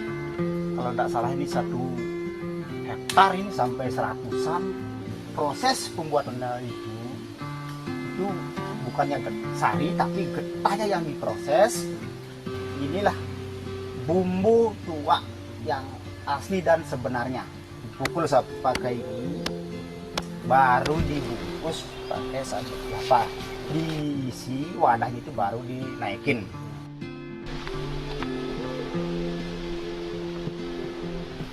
Selain berperan di dalam ritual, saya ingat cerita orang tua zaman dulu yang mengatakan bahwa tuak itu pis ngetel, artinya uang yang menetes. Artinya bahwa tuak itu mempunyai nilai ekonomi yang sangat tinggi. Pasar tuak zaman dulu itu di pertigaan Desa Gumo. Itu mereka bawa dengan waluh. Dalam 1 tahun nilai penjualan tuak aren itu bisa mencapai 1,3 miliar. Itu dengan asumsi bahwa 1 liter tuak aren itu seharga Rp15.000. Jadi kecenderungan karena permintaan yang cenderung meningkat dan secara ekonomi ini memberikan manfaat lebih sehingga baik pemilik maupun penggarapnya lebih cenderung untuk menambah jumlah tanaman aren dibandingkan dengan tanaman kayu keras lainnya. Tanaman-tanaman ini yang berpotensi untuk menghalangi tumbuhnya pohon aren itu kemungkinan akan dihilangkan atau ditebang. Nah, ini tentu saja tidak baik. Jadi kalau ada tanaman-tanaman lain yang punya peran tertentu yang mungkin kita tidak ketahui, lalu kita habisi tinggal pohon jakenya saja misalnya, nanti kalau ada penyakit yang menginfeksi pohon jake tersebut, maka itu cenderung akan habis. Nah, kalau pohon jake ini habis misalnya begitu, sedangkan pohon yang lain sudah kita tidak pelihara, artinya semuanya sudah tidak ada. Perlu adanya pengaturan atau pengendalian dalam hal ini dari institusi atau lembaga desa adat harus membuat aturan yang jelas dan tegas terkait dengan pengelolaan di kawasan hutan khususnya di Bet.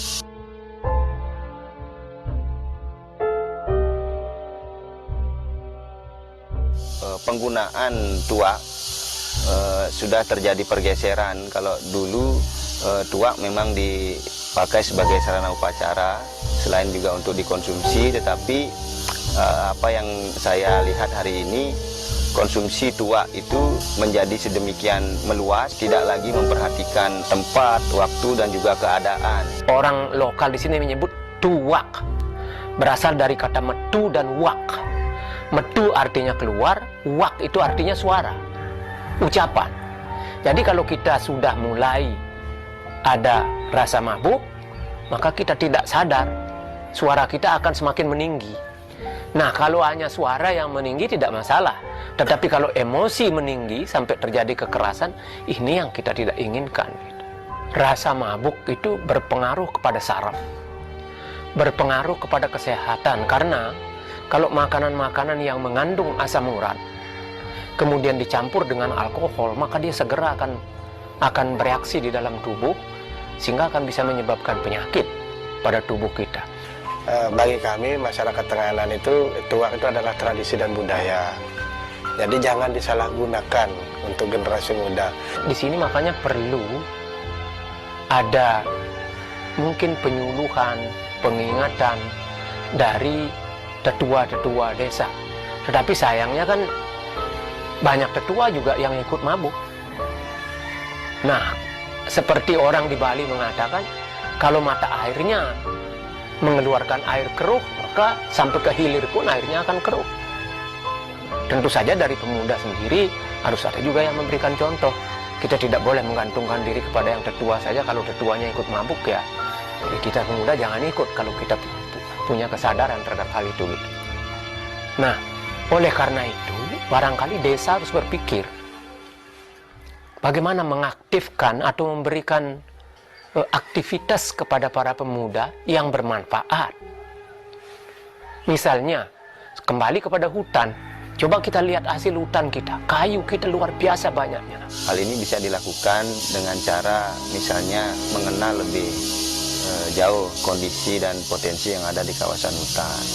Kemudian berikutnya, kalangan generasi muda harus mampu berpikir kritis, dalam arti melihat kondisi hari ini tidak hanya sebatas melihat sisi positifnya, tetapi dilihat secara utuh bahwa di balik hal-hal yang baik, di situ juga terdapat ancaman.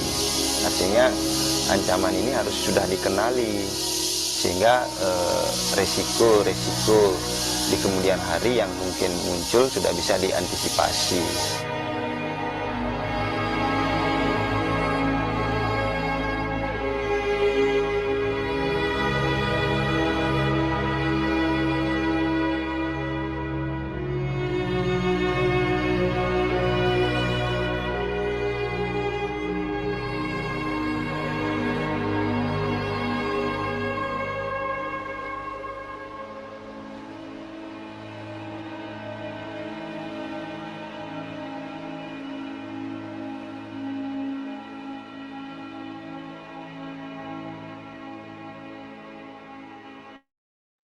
Yeah, that's very awesome video, and we learn about how the multi use from the jaca tree, and then we can learn about as a youth we should learn and see the environment from the two perspective is negative and positive impact, and in the next future we can anticipating the activities and what the environment issues. And for the next segment, I would like to invite you, Diana, what are the next events after this video launch? Thank you very much, Debbie, and congratulations again to Elman, Rio, and Visnu for that video. Maybe in the next time we could even have a youth film festival with all of these very good documentaries being produced by the youth themselves. So up next in the program, this is the second to the last segment of our virtual campfire. We have another storytelling session from Indonesia. So without much delay, I would like to invite Mas Fatan from Working Group ICCA's Indonesia to share excerpts from the book 50 Indigenous Leaders' Voices for Nature and People in Indonesia. Silakan, Fatan. There. Hello everyone, good afternoon. Hope you are well. I am Fatan from Working Group ICCA Indonesia. We are a combination of 10 organizations that advocate and maybe brings together 10 indigenous and civil society organizations that contributed to the movement of ICCS or Territories of Life. I'm sorry for the audio if it's not clear because there is a Friday prayer in front of my house. So without further ado, maybe I'll try to tell you a story from those 50 stories of indigenous leaders' voice that you can access in the website. I'll bring you the link after the story, and you can explore more about that. But in this session, I just want to share you about a story about youth activism and youth initiatives that happens in one of our indigenous area. So enjoy the story. Maybe I want to share screen my presentation because there are audio and visual. You can enjoy. Okay.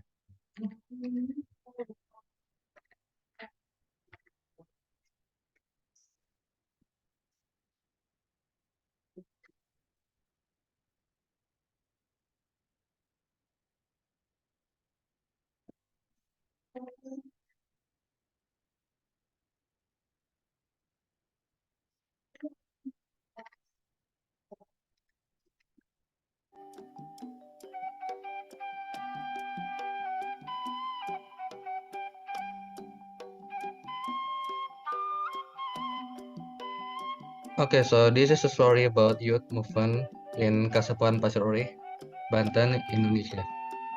It is brought to you by one of their youth leaders. He is Maman Syahroni. As the morning sun shines on the Kasepuhan Pasir Uri, Maman Syahroni, an indigenous youth activist, tells us a story which we have known as conservation, but for them, it is known as a mandate from their ancestors. Located in Indonesia, Java Island, in Banten Province, there lies Mount Bongkok, a source of all life for Kasepuhan, a traditional institution that still adheres to customary law.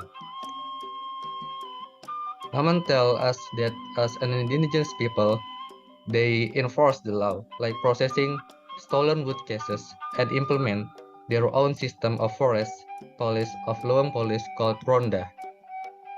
Mount Bangkok provides innumerable natural resources that support the community's livelihood that took forms as forests, rivers, floodplain, and many more.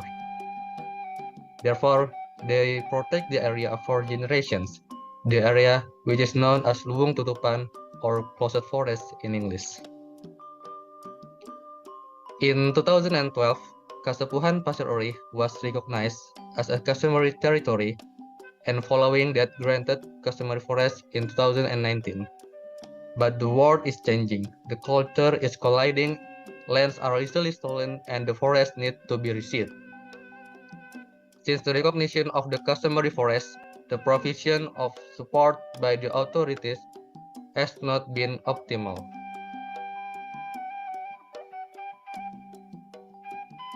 The recognition of the customary forest, the provision of support by the authorities is not optimal, and assistance provided by the government is not enough. But we have choices in our lives, so do the indigenous youth. That's where Maman and their friends established an institution known as the Kasepuhan Pasir Uri Indigenous Youth Community, or Compact. It is an entity which receives the manage and that not so enough funds provided by the government. Through that youth community, there are tons of youth initiatives and youth advocacies. Initiatives such as establishing revolving libraries to have educate children, providing training to elevate community quality of life, planting coffee as their sustainable livelihood, and through hard times like in COVID-19 pandemic, they stood by themselves by providing their own food supply together. The hope is still there. In the future, they hope the government priority agenda for the conservation and management of the forest will focus not only on the preservation of the natural environment, but also on the livelihoods and welfare of the community. Because we all know that conservation is rooted from conservation of the values, and it is the people, as the owner of the values, that we shall protect.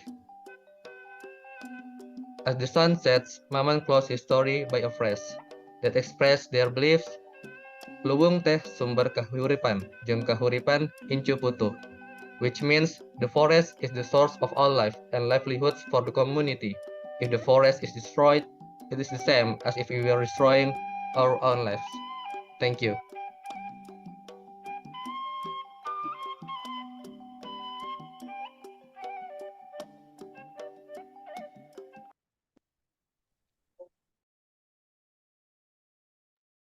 Wow, thank you very much, Patan, for that storytelling. I really liked how you told the story, and we hope that you can indeed share with us in the chat. Maybe there is a link to the book, the 50 stories from indigenous leaders from Indonesia, so that more people will have access to the book. Terima kasih. And just checking our time, we did go over time for a little bit, but I think, Dedi, can you help me review what is next in our program? I think. Okay, thank you, Diana, and also thank you so much for sharing with us, Fatan. And then we had a final interactive activity. So everyone who have came to share their and volunteer to share a social or cultural presentations, just raise your hands And then I would like to invite you to join on Mentimeter. And so everyone can contributions to what their feelings on the Mentimeters. And anyone to help me to share the Mentimeters on the chats room? Yes, I've shared the Mentimeter code in the chat. And then, did I hear you right, Denny? We have a bit of time, a little time, if anyone wants to volunteer. Any Yeah. contributions? Maybe a bit of volunteer to share the culture or the social activities there, maybe to celebrating the Indigenous World Day. There's any volunteers? And maybe during the waiting the volunteer, we can write in Mentimeters and the operator can help us to share screen the Mentimeter. I can help with that. So anyone wants to volunteer, like to give a reaction or to sing a song, maybe, or a show and tell from your respective ICCA or country, that would be great.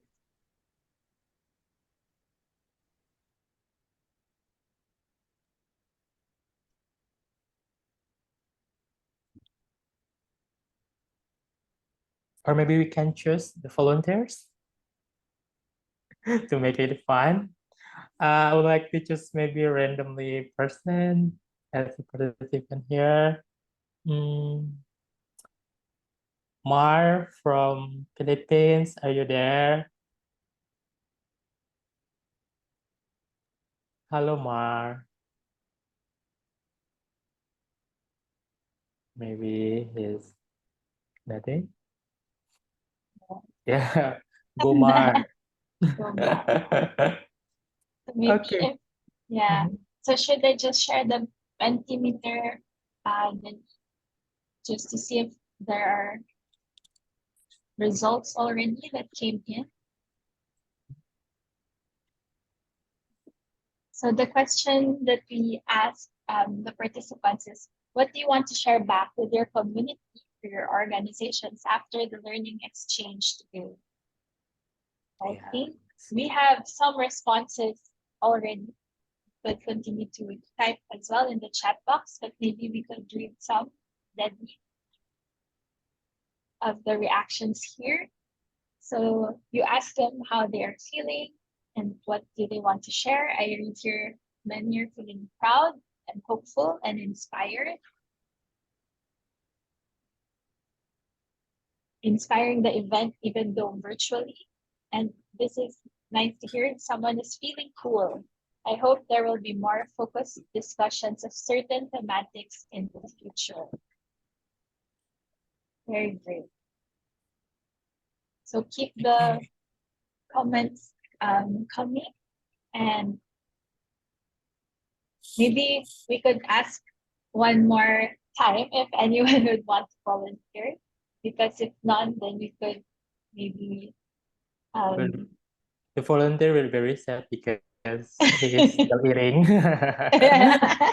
But we can see for the next session, maybe after this event, and hopefully Mark can be the volunteer to share the social culture. And for who the person didn't fill the Mentimeter, you can open the chat rooms and click the links and fill the Mentimeter to share your feelings and what you actually learning from these events. Also, after this very great opportunity joining the events on around Asia country, I would like very thankful for the participant was joining this event, and then hopefully we can meet each other in persons or another activity back in online or offline. And thank you again for the sharing your times and your energy, also for the speakers for the youth exchange as the agent of change. And then I hope to see you again very soon. Yes, thank you everyone. Thank you everyone. Bye-bye. Bye-bye. Thank you. Have a Bye-bye. good lunch. Thank Thank you. you. Yes. When you said 2 hours is not enough. Congratulations. Maybe next time we will have more sessions. Thank Yeah. you. See you Karaoke session. all